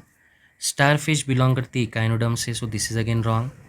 Flying fish, angel fish, fighting fish, yes, ये तीनों भी किस में बिलोंग करते हैं? ऑस्टिक्थाइज में। और लास्ट ऑप्शन में हमें सॉ फिश दिया हुआ है which is again not belonging to Osteichthyes. So our option is third. बहुत सारे क्वेश्चन जो है हमको एज इट इज़ एनसीईआरटी से ही आते हुए दिखाई दे रहे हैं। In population of grasshopper species the chromosome number of some members is 23 and some other members possess 24 chromosomes. The 23 and 24 chromosomes bearing members in these species are, so of course, अभी ये हमको ग्रासहॉपर के बारे में पूछा है। Okay, तो हमको पता है कि एक्स बॉडी क्या होती है, क्रोमोजोम होता है, और इसमें एक्स ओ एक्स एक्स ऐसा सेक्स डिटर्मिनेशन पाया जाता है। तो बेसिकली अगर 23 क्रोमोजोम है मतलब ये मेल का एग्जाम्पल होगा, और 24 में एक complete pair of X chromosome पाई जाती है जो कि फीमेल का एग्जाम्पल है, और हमें रिस्पेक्टिवली 23 एंड 24 क्रोमोजोम पूछे हैं। So option 4 is there. Now ये थोड़ा क्वेश्चन हमको ट्रिकी पूछा हुआ है। 155, the WBC count of person's blood sample is 8000 per cubic millimeter of blood. How many eosinophils and lymphocytes would be in the same blood sample approximately? तो देखो ये जो नंबर है, ये नंबर तो हमको एनसीईआरटी में दिया हुआ नहीं है, लेकिन परसेंटेज WBC का दिया हुआ है। सबसे ज़्यादा हमको पता है न्यूट्रोफिल्स पाए जाते हैं, जो कि यहाँ पूछे नहीं हैं। सो न्यूट्रोफिल्स लगभग 60-65% होते हैं, सबसे ज़्यादा यही होते हैं, और 70% हम कंसिडर कर सकते हैं। लिम्फोसाइट्स का नंबर हमें 20-25% दिया है, जो कि हमको इस क्वेश्चन में भी पूछा है। ओके, लिम्फोसाइट का नंबर रिस्पेक्टिवली हमको इस पर भी फोकस करना है। ओके, मतलब नंबर ऑफ यूसिनोफिल्स और बाद में नंबर ऑफ लिम्फोसाइट्स हमें इसमें देखने हैं। ओके, नेक्स्ट, लिम्फोसाइट से कम होते हैं मोनोसाइट। अगेन ये हमको पूछा हुआ नहीं है, न्यूट्रोफिल्स भी हमको पूछा नहीं है, हमको मेनली फोकस करना है लिम्फोसाइट्स पर। लेटर ऑन यूसिनोफिल्स पाए जाते हैं 2-3%, और बहुत ही निग्लिजिबल होते हैं बैसोफिल। अगेन ये हमको पूछा नहीं है। तो हमें क्या करना है, 8000 जो नंबर हमको दिया हुआ है टोटल WBC का, उनमें से 20-25% लिम्फोसाइट कंसीडर करके चलना है, एंड 2-3% हमें यूसिनोफिल्स कंसीडर करके चलना है। 2-3%। ओके, तो देखो, अगर हम 2-3% कंसीडर करते हैं, it is very easy. If you are considering 2-3%, तो अगर हम 8000 कंसीडर करते हैं और उसका 1% होगा 80, 2% होगा 160 एंड 3% होगा 240, तो हमारा यूसिनोफिल्स का जो नंबर है वो निकल के आता है 160-240। ये तो क्लियर हो गया है। मतलब हम पहले फर्स्ट ऑप्शन देख रहे हैं, बाकी भी ऑप्शंस इसमें करेक्ट आंसर हो सकते हैं, लेकिन हम पहले इस लॉजिक के अकॉर्डिंग नंबर निकाल लेते हैं। ओके, सो 160-240 ये तो मैच हो रहा है यूसिनोफिल से। अब लिम्फोसाइट का परसेंटेज हमको दिया हुआ है 60। ओके, 60% है, इसका मतलब ये 8000 का 50% हमको consider, sorry not neutrophils, lymphocyte. Lymphocyte का नंबर हमें 20-25% दिया हुआ है NCERT में। तो 8000 का 20% होगा 1600, और उसका 25% होगा 2000। तो ये भी मैच कर रहा है लिम्फोसाइट से। ओके, तो हमारा फर्स्ट ऑप्शन ही इसका करेक्ट होगा। It is very easy. आपको अगर ये परसेंटेज पता हो गए तो आप इस क्वेश्चन को इजीली सॉल्व कर पाएंगे। Next question, the toxin proteins isolated from Bacillus thuringiensis coded by which of the following genes would control cotton bollworm and corn borer respectively। तो देखो, ये भी जो क्वेश्चन है ये बहुत ज़्यादा कॉम्प्लिकेटेड, मतलब हमको बहुत से बार ये जो क्वेश्चन है ये याद ही नहीं रहता है। मतलब मुझे भी बहुत से बार ये क्वेश्चन के अंदर बहुत सारे प्रॉब्लम्स जाते हैं। तो देखो, इसमें ऑप्शंस हम ढूंढने की कोशिश करेंगे। हमें पूछा है कि जो बैसिलस थरेंगेंसिस है, ओके, वो किसके ग्रोथ को कंट्रोल करता है, उनमें प्रेजेंट कौन सा जीन कौन से पर्टिकुलर पैथोजन के ग्रोथ को कंट्रोल करता है। तो बॉलवर्म्स के लिए हमको पता है, कि दो जीन्स होते हैं, cry IAC and cry, sorry not I, 2AB। Okay, 1AC and 2AB। Okay, and corn borer के लिए होता है 1AB। और हमें पूछा है bollworms and core borer respectively. तो बॉलवर्म्स के लिए IAC ये करेक्ट ऑप्शन होगा, और कॉर्न बोरर के लिए IAB ये करेक्ट ऑप्शन होगा, बिकॉज यहाँ पे दो ही दिए हुए हैं। Okay, so option C is matching. Option yes, C। Now this is again human health and disease से पूछा गया क्वेश्चन है। अगेन ये जो क्वेश्चन हमको दिया हुआ है ये कॉम्प्लिकेटेड है। कॉम्प्लिकेटेड मतलब हमको ये याद रखना होता है टर्म्स को, जो भी हमको NCERT में दिया हुआ है। So let's see it's answer. Nicotine, morphine, heroin, cocaine, ऐसे 4 ड्रग्स के नाम हमको यहाँ पर दिए हैं, और लिस्ट 2 में हमारे बॉडी पर होने वाले उनके इफ़ेक्ट्स हमको बताए हैं। सो you know that if suppose any person is consuming nicotine, so it stimulates adrenal gland to release catecholamines into blood circulation. This is given in NCERT. Okay.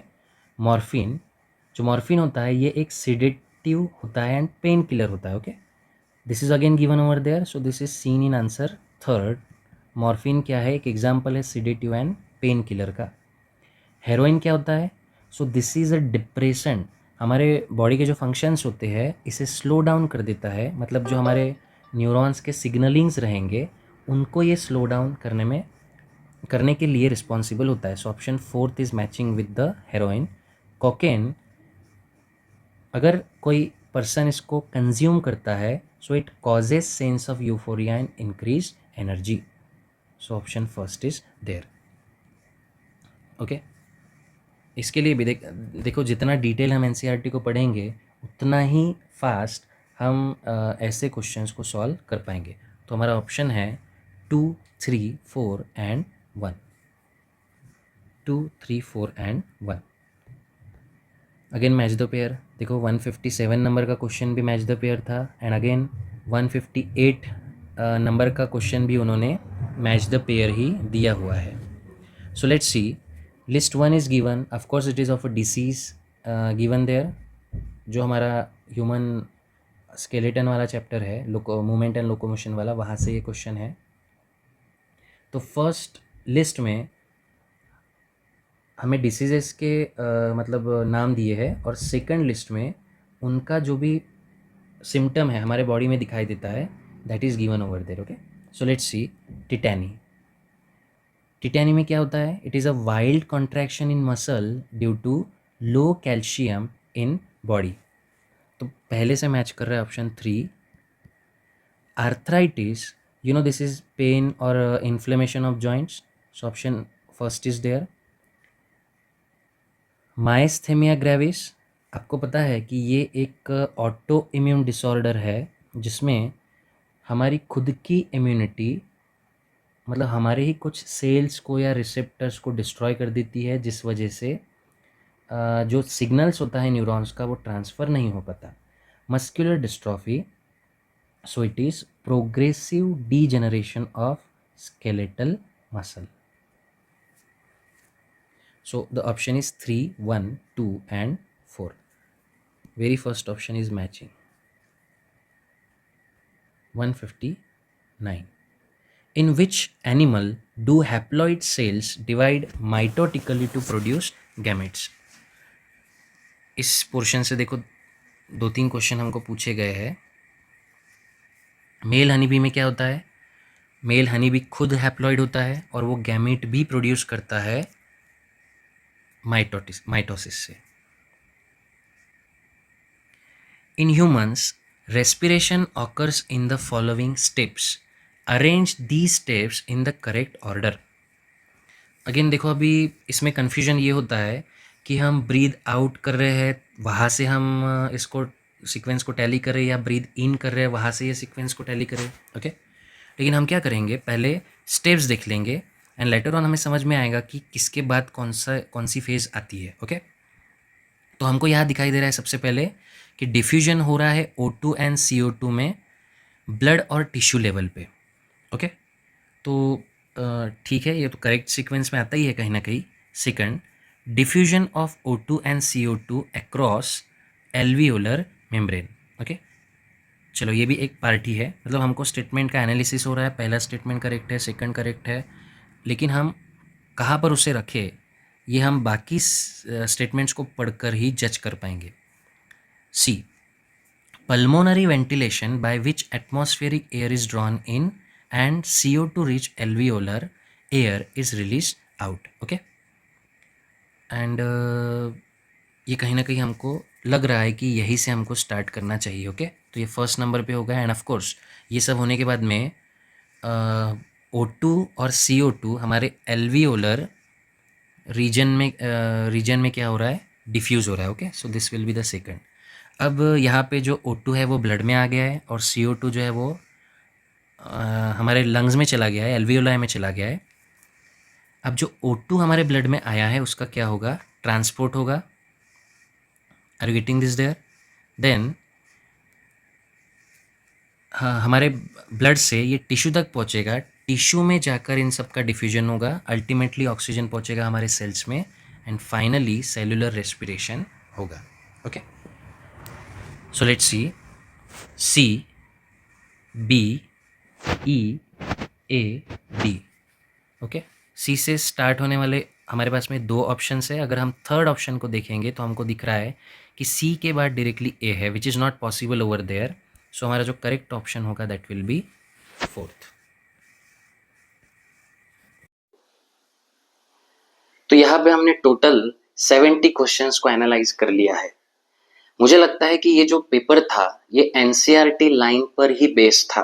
कुछ क्वेश्चंस थे जो हमको सोचने पर मजबूर कर देते हैं, बट मुझे बहुत सारे जो क्वेश्चंस है वो बहुत ज़्यादा इजी लगे या फिर मॉडरेट लेवल के लगे।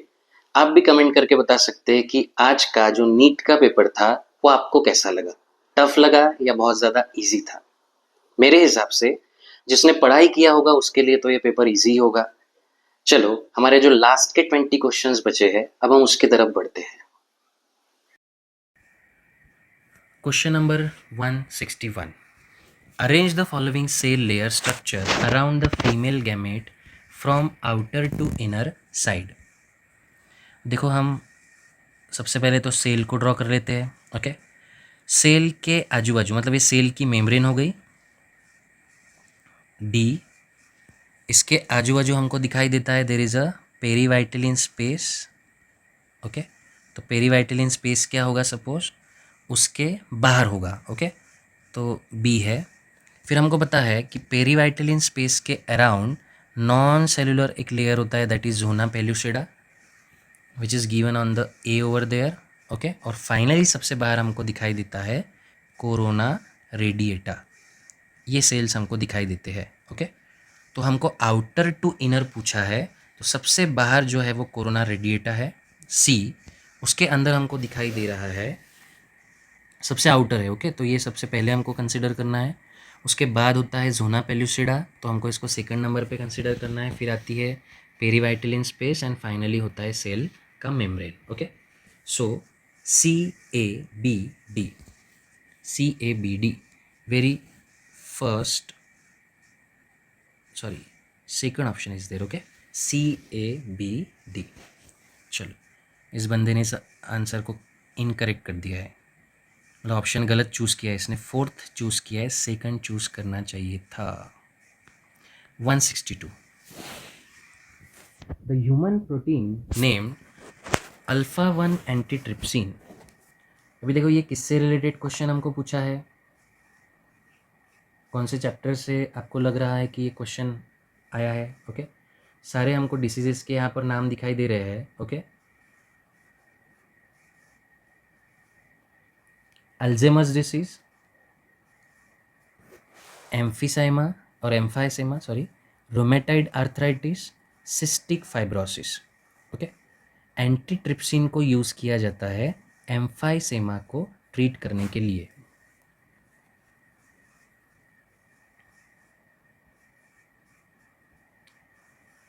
Select the statement regarding cell membrane in eukaryotic cell. Okay, eukaryotic cells के बारे में हमको पूछा है, तो हम इसे पहले हाईलाइट कर लेंगे। Membrane of human RBCs has approximately 52% protein, this is correct. Major phospholipid are arranged in a bilayer, this is again correct. Extension of the plasma membrane into the cell form mesosome, this is correct, but this is not correct regarding eukaryote. Tails towards the inner part of lipids are hydrophobic and thus protected from aqueous medium, this is again true. Glycocalyx is present on the outer surface of the plasma membrane, this is partially true, but it is true regarding again prokaryotes. तो ये हमारे लिए wrong होगा because question हमको पूछा है eukaryotic cell के लिए। तो करेक्ट ऑप्शन है A B and D, correct option है यहाँ पे A B and D. Now let's see 164, male frogs can be distinguished from female frog due to the presence of, कुछ कैरेक्टर्स इसमें दिए गए हैं, उसके बेसिस पर हमको देखना है कि मेल और फीमेल में डिफरेंस कौन से कैरेक्टर्स को लेकर होगा। बल्जिंग आइज, ठीक है, दोनों में प्रेजेंट होता है। वोकल सैक, ओके, इन दोनों मेंबर्स में से किसी एक के पास ही होता है, तो ये कैरेक्टर डिस्टिंग्विशेबल कैरेक्टर है। सी, वेव्ड डिजिट्स लगभग दोनों में ही पाए जाते हैं, बिकॉज फ्रॉक के बारे में बोला है और दोनों भी पानी में ही रहते हैं स्विमिंग के लिए, ये तो कैरेक्टर दोनों में प्रेजेंट होना ज़रूरी है। कॉपुलेटरी पैड ये हमें सिर्फ मेल में दिखाई देता है, ओके। ऑप्शंस में क्योंकि सिर्फ हमें दो ही स्टेटमेंट्स के बारे में पूछा है, और वोकल सैक्स और कॉपुलेटरी पैड अगर हमको दिख जाते हैं किसी मेंबर में, तो ये ऑफकोर्स मेल फ्रॉक के कैरेक्टर्स होते हैं, okay. So the option is first, B and D. Question number 165, which of the following equations depicts वर्ल्ड्स पर लॉजिस्टिक पॉपुलेशन ग्रोथ। तो हमको सबसे पहला ही यहाँ पर जो इक्वेशन है, क्योंकि हम देखो ऐसे इक्वेशंस को पहले ही अच्छे से प्रिपेयर करके रख लेते हैं, ओके। तो world's Pearl logistic population growth का जो इक्वेशन है that is first one. Choose the correct statements regarding frogs anatomy. See, second question ये फ्रॉग के एनाटॉमी के ऊपर हमको पूछा गया है। So let's see one by one, और हमको इसमें से करेक्ट स्टेटमेंट को चूज करना है। Hepatic portal system is the special venous connection between liver and intestine. Yes, there are 12 pairs of cranial nerves arising from the brain. This is wrong. The uterus and oviduct open separately into the cloaca in female frogs. Yes. Hind brain consists of cerebellum, medulla oblongata and optic lobes. No, cerebellum and medulla oblongata present होता है, but optic lobes ये इस brain का part नहीं है. So this is again wrong. Sinus venosus joins the right atrium of heart. This is again true. So the options or statement A, C, E are true. Statement A, C, E are true. The option 2 is correct. अब थोड़े ही हमारे question बचे। Again this is statement based question, थोड़ा lengthy question paper है, but ऐसा नहीं है कि हम इसको 90 मिनट्स में सॉल्व नहीं कर सकते। अगर हमारा प्रैक्टिस अच्छा होगा और हमने एनसीईआरटी को अच्छे से रीड किया होगा, तो हम इन क्वेश्चंस को फ्रैक्शन ऑफ सेकंड्स में सॉल्व कर सकते हैं। मतलब हर एक क्वेश्चन को हम with in a minute solve कर सकते हैं। ज़्यादा कॉम्प्लिकेटेड या टफ क्वेश्चंस नहीं पूछे हैं। इनकरेक्ट स्टेटमेंट पूछे हैं हमको, तो हम इससे पहले हाईलाइट कर लेते हैं। Erythroblastosis fetalis is a condition observe having fetus with RH negative blood and mother with RH positive blood. ये रॉन्ग है। रॉन्ग है मतलब इनकरेक्ट है, और इसी को हमको चूज़ करना है, सिलेक्ट करना है, ओके। तो हमको पहला स्टेटमेंट हमारा रॉन्ग मिल गया, इनकरेक्ट मिल गया। RH antigen is observe on RBCs in the majority of human being, ये करेक्ट है। Before blood transfusion RH group should also be matched, ये भी किया जाता है, ओके, क्योंकि RH पॉजिटिव है, पर्सन नेगेटिव है, ये सबसे पहले मैच करना होता है। RH incompatibility is observed when a pregnant mother is RH negative and the fetus is RH positive. This is again correct. Erythroblastosis fetalis can be avoided by administration of anti-RH antibodies to the mother immediately after the delivery of second child. Second नहीं, first child के बाद ही ऐसा करना होता है। अगर ये condition D उसमें दिखाई देती है तो मतलब ये भी गलत है, और हमको क्योंकि इनकरेक्ट स्टेटमेंट्स को ही चूज़ करना है, तो फर्स्ट वाला ए एंड लास्ट वाला ये ई स्टेटमेंट रॉन्ग है। So the option is 1।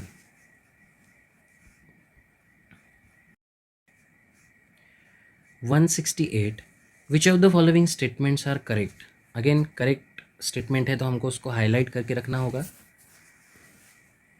Statement A, human skull is monocondylic, dicondylic होता है, this is wrong. The joint between any two adjoining vertebrae is cartilaginous joint, this is correct. In human being the number of cervical vertebrae is 7, this is again correct. All ribs accept the last 2 pairs are bicephalic, ऐसा कोई statement NCERT में दिया हुआ नहीं है। उसमें कहा है कि हमारे जो रिब्स होते हैं वो बाइसेफेलिक होते हैं, so this statement is wrong. Last देखिए, the occipital bone of skull is articulated with atlas vertebrae. Yes, atlas vertebrae है हमारे वर्टिब्रल कॉलम का फर्स्ट वर्टिब्री है और उसी को अटैच्ड होता है, आर्टिकुलेटेड होता है occipital bone. So this is again correct. So B, C and E is correct. Option 3 is given. Now again match the pair.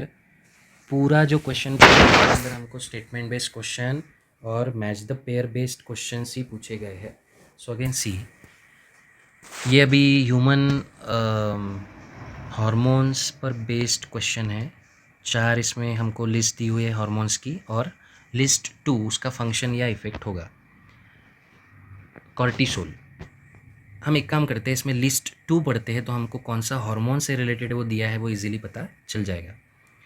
First, stimulates the formation of alveoli in mammary glands. This is related to what, whether it is cortisol, aldosterone, cholecystokinin and progesterone. Yes, देखो इसमें confusion हमको हो सकता है cortisol और progesterone में, दोनों में हमको कन्फ्यूजन हो सकता है। तो ओके, दूसरे हम ऑप्शंस यहाँ पर पढ़ लेते हैं। Produces anti inflammatory reactions. So of course ये कॉर्टिसोल से मैच कर रहा है। ओके, तुम यहाँ पे टेम्पररी लिख लेते हैं, it is related with cortisol. Third, stimulates reabsorption of sodium ion and water from renal tubule. तो ये फंक्शन होता है एल्डोस्टेरॉन का। Last, stimulates secretion of pancreatic enzymes and bile juice, so this is the function of cholecystokinin। मतलब जो पहला यहाँ पर दिया हुआ है stimulates the formation of alveoli in mammary glands, ये प्रोजेस्टेरॉन से रिलेटेड है। कभी कभी हमें ये याद नहीं आता है तो हम मतलब इसको एक्सचेंज कर सकते हैं, शफल कर सकते हैं। ज़रूरी नहीं कि पहले हम लिस्ट 1 को पढ़े और लिस्ट 2 को। ओके, जो हमें सही लगता है वैसे हम इस क्वेश्चन को अप्रोच कर सकते हैं। तो 169 का जो हमें ऑप्शन यहाँ पर मिलता है that is 2, 3, 4 and 1। 2, 3, 4 and 1, the option B is there, 2 is there. चलो अब लास्ट के 11 क्वेश्चन हमारे बच्चे हैं। Again statement based question is there. The following are the stages of life cycle of plasmodium, arrange the stages in the proper order. देखो हमको पता है कि सबसे पहले मॉस्किटो हमारे बॉडी में स्पोरोजॉइट्स को रिलीज़ करता है, फिर वो स्पोरोजॉइट्स हमारे लीवर में ग्रो करते हैं। अगेन वो लीवर से पूरे हमारे बॉडी में स्प्रेड हो जाते हैं, आरबीसीज में एंटर करते हैं। ओके, आरबीसीज को डिस्ट्रॉय करते हैं एंड फाइनली गैमिट्स के फॉर्म में वो मॉस्किटो के बॉडी में एंटर हो जाते हैं। ओके, तो ऐसा ही सीक्वेंस हम इसमें ढूंढेंगे। If you read the statements carefully you found that female mosquito, option E मैं सबसे पहले पढ़ रहा हूँ, female mosquito inject sporozoites into human during bite. तो सबसे पहले तो ये हमारे बॉडी में एंटर करेगा। उसके बाद में जो ये स्पोरोजॉइट्स रहते हैं ये हमारे लीवर में एंटर करेंगे। ओके, लेटर ऑन हमारे मतलब लीवर में ये अपना नंबर बढ़ाएंगे और हमारे बॉडी के अंदर डिस्पर्स हो जाएंगे या स्प्रेड हो जाएंगे ब्लड के थ्रू। मीन्स इसके बाद ये एंटर करते हैं हमारे ब्लड में। यू नो दैट ब्लड में ये कहाँ पर एंटर कर रहे हैं, आरबीसीज में, आरबीसीज को डिस्ट्रॉय करते हैं। ओके, और फाइनली कन्वर्टेड इनटू गैमेटोसाइट, और यही गैमेटोसाइट्स देन मॉस्किटो जब हमको बाइट करता है उसके बॉडी में एंटर कर जाता है। ओके, तो सीक्वेंस इज़ वेरी इजी। लेकिन जब हम इस ऐसे क्वेश्चंस को डील करते हैं तो पहले से हमें इन प्रोसेसेस के बारे में पता भी होना चाहिए, प्लस हम जल्दी से इसे पढ़ें और क्वेश्चन को सॉल्व करें। तो हमको हमारा करेक्ट ऑप्शन यहाँ पर मिल गया है E, D, B, A, C. Option 2 is there. Select the incorrect statement, engaging question है।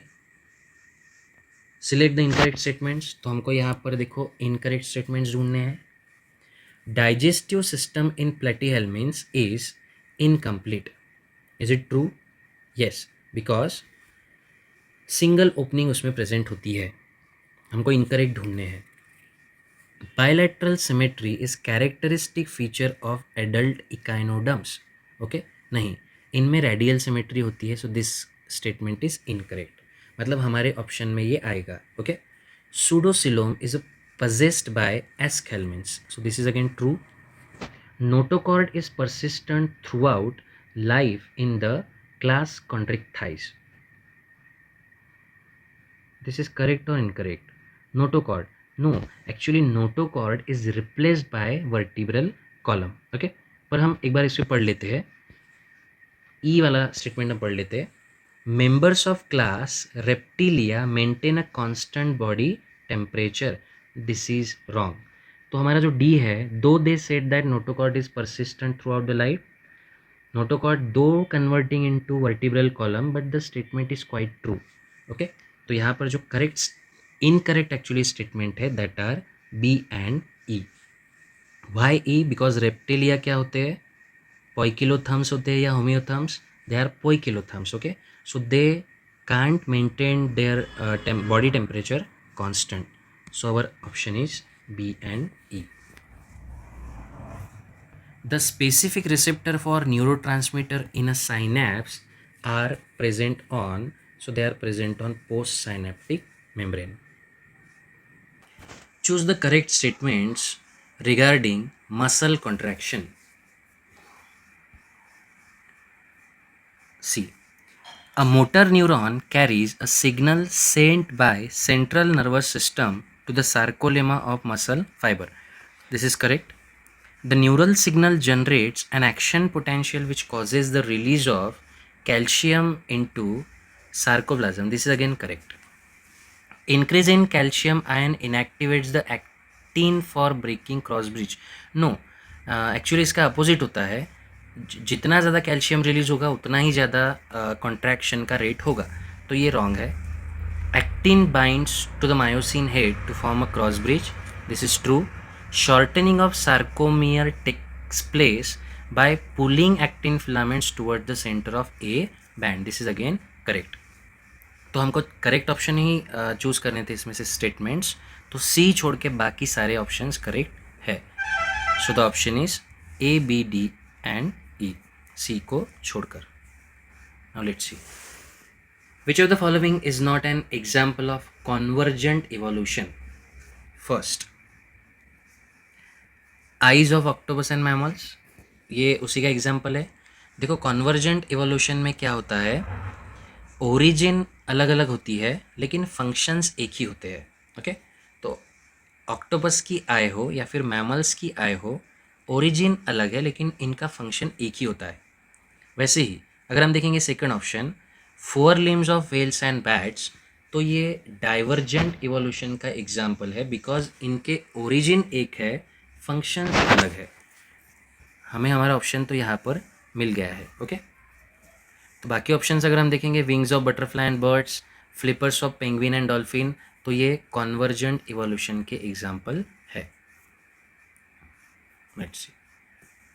Juxtaglomerular apparatus is a special sensitive region formed by cellular modification in dash related to the same nephron.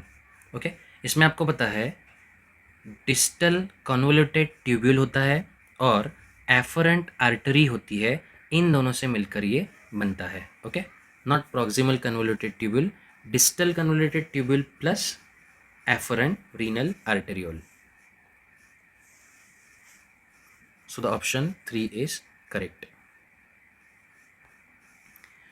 The following reaction depicts the activity of particular class of enzyme. Okay, देखो इसमें क्या है, arrow पर हमको enzyme दिया हुआ है, even हमको एक सबस्ट्रेट दिया हुआ है स्टार्टिंग में, और नेक्स्ट एरो के बाद हमें जो एंजाइम दिया हुआ है वो उस सबस्ट्रेट पर कैसे एक्ट करता है, एंड हमको फाइनली कौन सा प्रोडक्ट वहाँ पर मिल रहा है, दैट इज़ गिवन. ओके, तो ये अगेन जो क्वेश्चन हमको दिखाई दे रहा है that is from biomolecule chapter.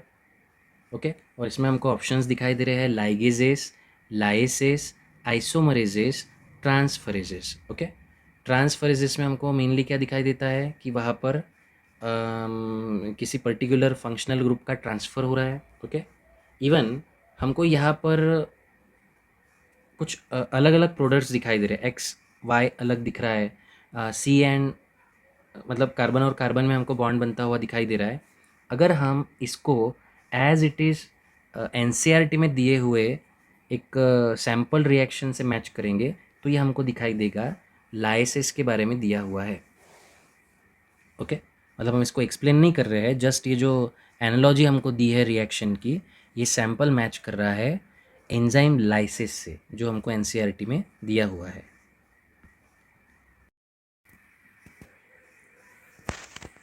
Match list 1 with list 2। इधर हमें ऑर्गेनिजम्स के एनिमल्स के नाम दिए हैं और लिस्ट 2 में हमें उनके बॉडी में प्रेजेंट जो रेस्पिरेटरी ऑर्गन है उनके नाम दिए हैं। मोलस्क ये एक्वेटिक ऑर्गेनिजम्स होते हैं और इनमें गिल्स पाए जाते हैं और गिल्स के थ्रू होने वाले रेस्पिरेशन को हम ब्रैंकियल रेस्पिरेशन बोलते हैं। सो ऑप्शन और ब्रैंकियल रेस्पिरेशन ये करेक्ट होगा सेकंड। बी रेप्टाइल्स, इनमें लंग्स प्रेजेंट होता है एंड लंग्स के थ्रू होने वाले रेस्पिरेशन को हम पल्मोनरी रेस्पिरेशन बोलते हैं। एडल्ट एम्फीबियंस, देखो इसका ऑप्शन ए भी हो सकता था, मतलब फर्स्ट भी हो सकता था, लेकिन हमको एक रेप्टाइल्स और एडल्ट एम्फीबियंस अगर दिया हुआ है तो ज़रूर कुछ ना कुछ यहाँ पर चेंजेस ऑप्शंस में दिए गए होंगे। जैसे थर्ड अगर हम देख रहे हैं सेलुलर रेस्पिरेशन, तो ये एडल्ट एम्फीबियन से मैच नहीं करता, this is matching with amoeba, तो हमारा एक ऑप्शन रह जाता है pulmonary and cutaneous, because we know that adult ये लंग्स से प्लस अपने स्किन से रेस्पायर करता है, तो ये ऑप्शन मैच करता है with adult amphibian. So first का सेकंड, बी का फर्स्ट, सी का फोर्थ एंड डी का थर्ड, ऐसा ऑप्शन हमको दिखाई दे रहा है सेकंड। लास्ट कुछ क्वेश्चंस बचे हमारे। What is the reason behind production of large holes in Swiss cheese? Okay, so the production of large amount of CO2 by Clostridium botulinum, no. The production of large amount of CO2 and H2 by Trichoderma polyspirem, no. The production of large amount of CO2 and H2 by lactic acid bacteria called lactobacillus, no. Last वाला option इसमें match कर रहा है, जो कि यहाँ पे इसने करेक्ट भी टिक किया हुआ है, the production of large amount of CO2 by Propionibacterium shermanii. Okay, तो अगर आप एनसीईआरटी प्रॉपरली पढ़ोगे तो आपको ये स्टेटमेंट एज इट इज़ दिया हुआ वहाँ पर दिखाई देगा। अब लास्ट हमारे 2 क्वेश्चंस बचे हैं, सो let's C again match the pair based question and evolution वाले चैप्टर से ये क्वेश्चन हमको पूछा गया है। ओके, सो लेट्स सी, इसमें थोड़ा ही लॉजिक हमको लगाना है। स्टार्टिंग देखो यहाँ पे हमको दिया हुआ है अबाउट 65 मिलियन ईयर्स एगो, तो ये जो स्टोरी स्टार्ट हो रही है इवोल्यूशन की, ये स्टार्ट होती है आपको पता है डायनासोर्स के एक्सटिंक्शन से। ओके, तो सबसे पहला जो यहाँ पर प्रोसेस हुआ होगा ऑफ कोर्स वो डायनासोर्स के एक्सटिंक्शन का ही हुआ होगा। Okay, so about 65 million years एगो the dinosaur suddenly disappeared from the earth, तो इसका ऑप्शन होगा second. Okay, now about 500 million years एगो, लेट्स सी, शायद मैं थोड़ा गलत भूल गया इसमें, सबसे पुराना जो इसमें दिया गया है, अच्छा ये ह्यूमन इवोल्यूशन का नहीं है, ये ओवरऑल इवोल्यूशन के बारे में हमको मैच द पेयर दिया हुआ है। ओके, सबसे ओल्डेस्ट हमको यहाँ पे दिखाई दे रहा है अबाउट 500 मिलियन ईयर्स एगो। ओके, तो अगर हम जनरल इवोल्यूशन देखेंगे तो इन्वर्टिब्रेट्स पहले अपीयर होते हैं, इनवर्टिब्रेट्स के बाद में हमको दिखाई देगा वर्टिब्रेट्स अपीयर हो रहे हैं। ओके, और थर्ड जो ऑप्शन हमको दिखाई दे रहा है लिस्ट 2 में, ये प्लांट्स से भी रिलेटेड है। मतलब हम अगर एनिमल्स के बारे में जोड़ भी देंगे तो हमको सी और डी ऑप्शन में थोड़ा कन्फ्यूजन होने के चांसेस यहाँ पर है। About 500 million years ago invertebrates were form and become active, तो फोर्थ ऑप्शन यहाँ पर मैच हो रहा है। पहले हम देख लेंगे अगर हमको कन्फ्यूजन है और हमारा अगर ऑप्शन यहाँ पे मैच हो रहा है सी, बट अगर हम इन 2 स्टेटमेंट्स के बेसिस पर जाएंगे तो फर्स्ट और सेकंड हमको एक जैसे ही दिखाई दे रहे हैं। अब हमारा जो आंसर होगा वो टोटली बेस्ड होगा सी और डी पर। ओके, वेदर सी का फर्स्ट है या सी का थर्ड है, इस पर डिपेंड होगा। मुझे भी ऐसे जो क्वेश्चंस आते हैं उसमें थोड़ा मैं कंफ्यूज हो जाता हूँ। Okay, so about 350 million years एगो एनसीईआरटी में दिया हुआ है कि इस मतलब इतने दिनों पहले, मतलब इतने ईयर्स पहले जॉलेस फिश जो है वो इवॉल्व हुई है। एनसीईआरटी में ये क्लियरली दिया हुआ है। Okay, and about 320 million years ago C wits जो है वो इवॉल्व होते हैं। ये डायरेक्टली वहाँ से पूछा है। सो 2, 4, 1 and 3, so the option first is correct.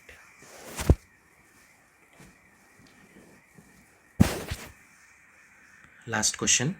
Choose the correct statements regarding population interactions between two species. ये भी इकोलॉजी से ही क्वेश्चन हमको पूछा है। लास्ट क्वेश्चन है। आई होप कि आप पेन पेंसिल लेकर ही बैठे होंगे और जो भी हम क्वेश्चंस को देख रहे हैं वो क्वेश्चन साइमल्टेनियसली आप भी चेक कर रहे होंगे आपका करेक्ट आया या रॉन्ग आया है ना। अब ये हमारा लास्ट क्वेश्चन है, चलो इसको हम जल्दी से फिनिश कर लेते हैं। थोड़े दिन तो आपको वैकेशंस एंजॉय करना है, फिर है ना आपका और भी ज़्यादा बिजी शेड्यूल स्टार्ट हो जाएगा after the result of NEET. Let's see this first. In both parasitism and commensalism, only one species benefits and the other species is harmed. No. देखो, पैरासिटिज्म में ऐसा होता है, लेकिन कॉमेंसलिज्म में क्या होता है, एक स्पीशीज़ को बेनिफिट होता है लेकिन दूसरे स्पीशीज़ को हार्म नहीं पहुंचता। तो हमारा फर्स्ट स्टेटमेंट करेक्ट नहीं है, हमको करेक्ट स्टेटमेंट्स ढूंढने हैं। Okay, both species benefit in mutualism, this is correct. Both species benefit in commensalism, no. अभी अभी मैंने बताया कि कॉमेंसलिज्म में एक को बेनिफिट होता है और दूसरे के ऊपर किसी भी टाइप का इफेक्ट हमको दिखाई नहीं देता है। Next, in parasitism only one species benefits and the other species is harm. So yes, parasitism में ऐसा ही होता है। Okay, so this is correct again. In amensalism one species is harmed and the other is unaffected. Is it correct? In amensalism, one species is harmed and the other is unaffected. Yes, this is correct one. Okay, तो हमारा option A और सी only incorrect है, बाकी सारे correct है। So option D is statements. Okay, so I will share this PDF with you. कोई बात नहीं, अगर आपके क्वेश्चंस गलत भी होते हैं तो हमारे पास में सेकंड ऑप्शन है, आप फिर से बहुत ज़्यादा कड़ी मेहनत करके इस एग्ज़ाम को फिर से अपीयर हो सकते हो। कि हमारे पास में ये ऑप्शन रहता है। लेकिन एक बात और भी है कि आपने सच में मेहनत की होती और आपने डिटेल अगर एनसीईआरटी को पढ़ा होता, जैसे कि मैं मेरे स्टूडेंट्स को हमेशा बोलता रहता हूँ कि आपको एनसीईआरटी पढ़ना मैंडेटरी है, उसके लाइंस टू लाइंस पढ़ना मैंडेटरी है। आपने इस क्वेश्चन पेपर को देखा होगा। So most of the questions are totally from NCERT lines. Okay, कुछ गिने चुने क्वेश्चंस है जो हमें ट्रिकी लग रहे हैं, एक्चुअली वो भी एनसीईआरटी बेस्ड टॉपिक से ही आए हैं, लेकिन थोड़ा उन्होंने लॉजिकल वे में उसको पूछा है। मतलब उन्होंने देखा है कि क्या आप इसको आंसर आउट कर सकते हो। सो यस, अगेन मुझे इस क्वेश्चन पेपर में, जैसे कि मैंने पहले भी एक्सप्लेन किया है कि मुझे डायग्राम बेस्ड क्वेश्चन यहाँ पर दिखाई नहीं दिया, even assertion and reason based question दिखाई नहीं दिया। हम एक्चुअली इन क्वेश्चंस की भी प्रैक्टिस बहुत ज़्यादा करते हैं, तो थोड़ा डिसअपॉइंट मैं उससे हूँ यहाँ पर कि डायग्राम बेस्ड क्वेश्चन और इवन स्टेटमेंट बेस्ड क्वेश्चन, जो दो स्टेटमेंट्स होते हैं रॉन्ग एंड राइट हमको चूज़ करना होता है, and even assertion based questions are not given there. Okay, तो देखो हमारे पूरे 90 क्वेश्चंस को एनालाइज करना हो चुका है। ये जो मैं आंसर की आपको आज दे रहा हूँ, मे बी इसमें कुछ क्वेश्चंस के आंसर्स या ऑप्शंस गलत भी हो सकते हैं। मेरा अप्रोच कुछ अलग हो सकता है, एनटीए का उस क्वेश्चन को सॉल्व करने का अप्रोच कुछ अलग हो सकता है। तो आप मेन आंसर की का वेट ज़रूर करें।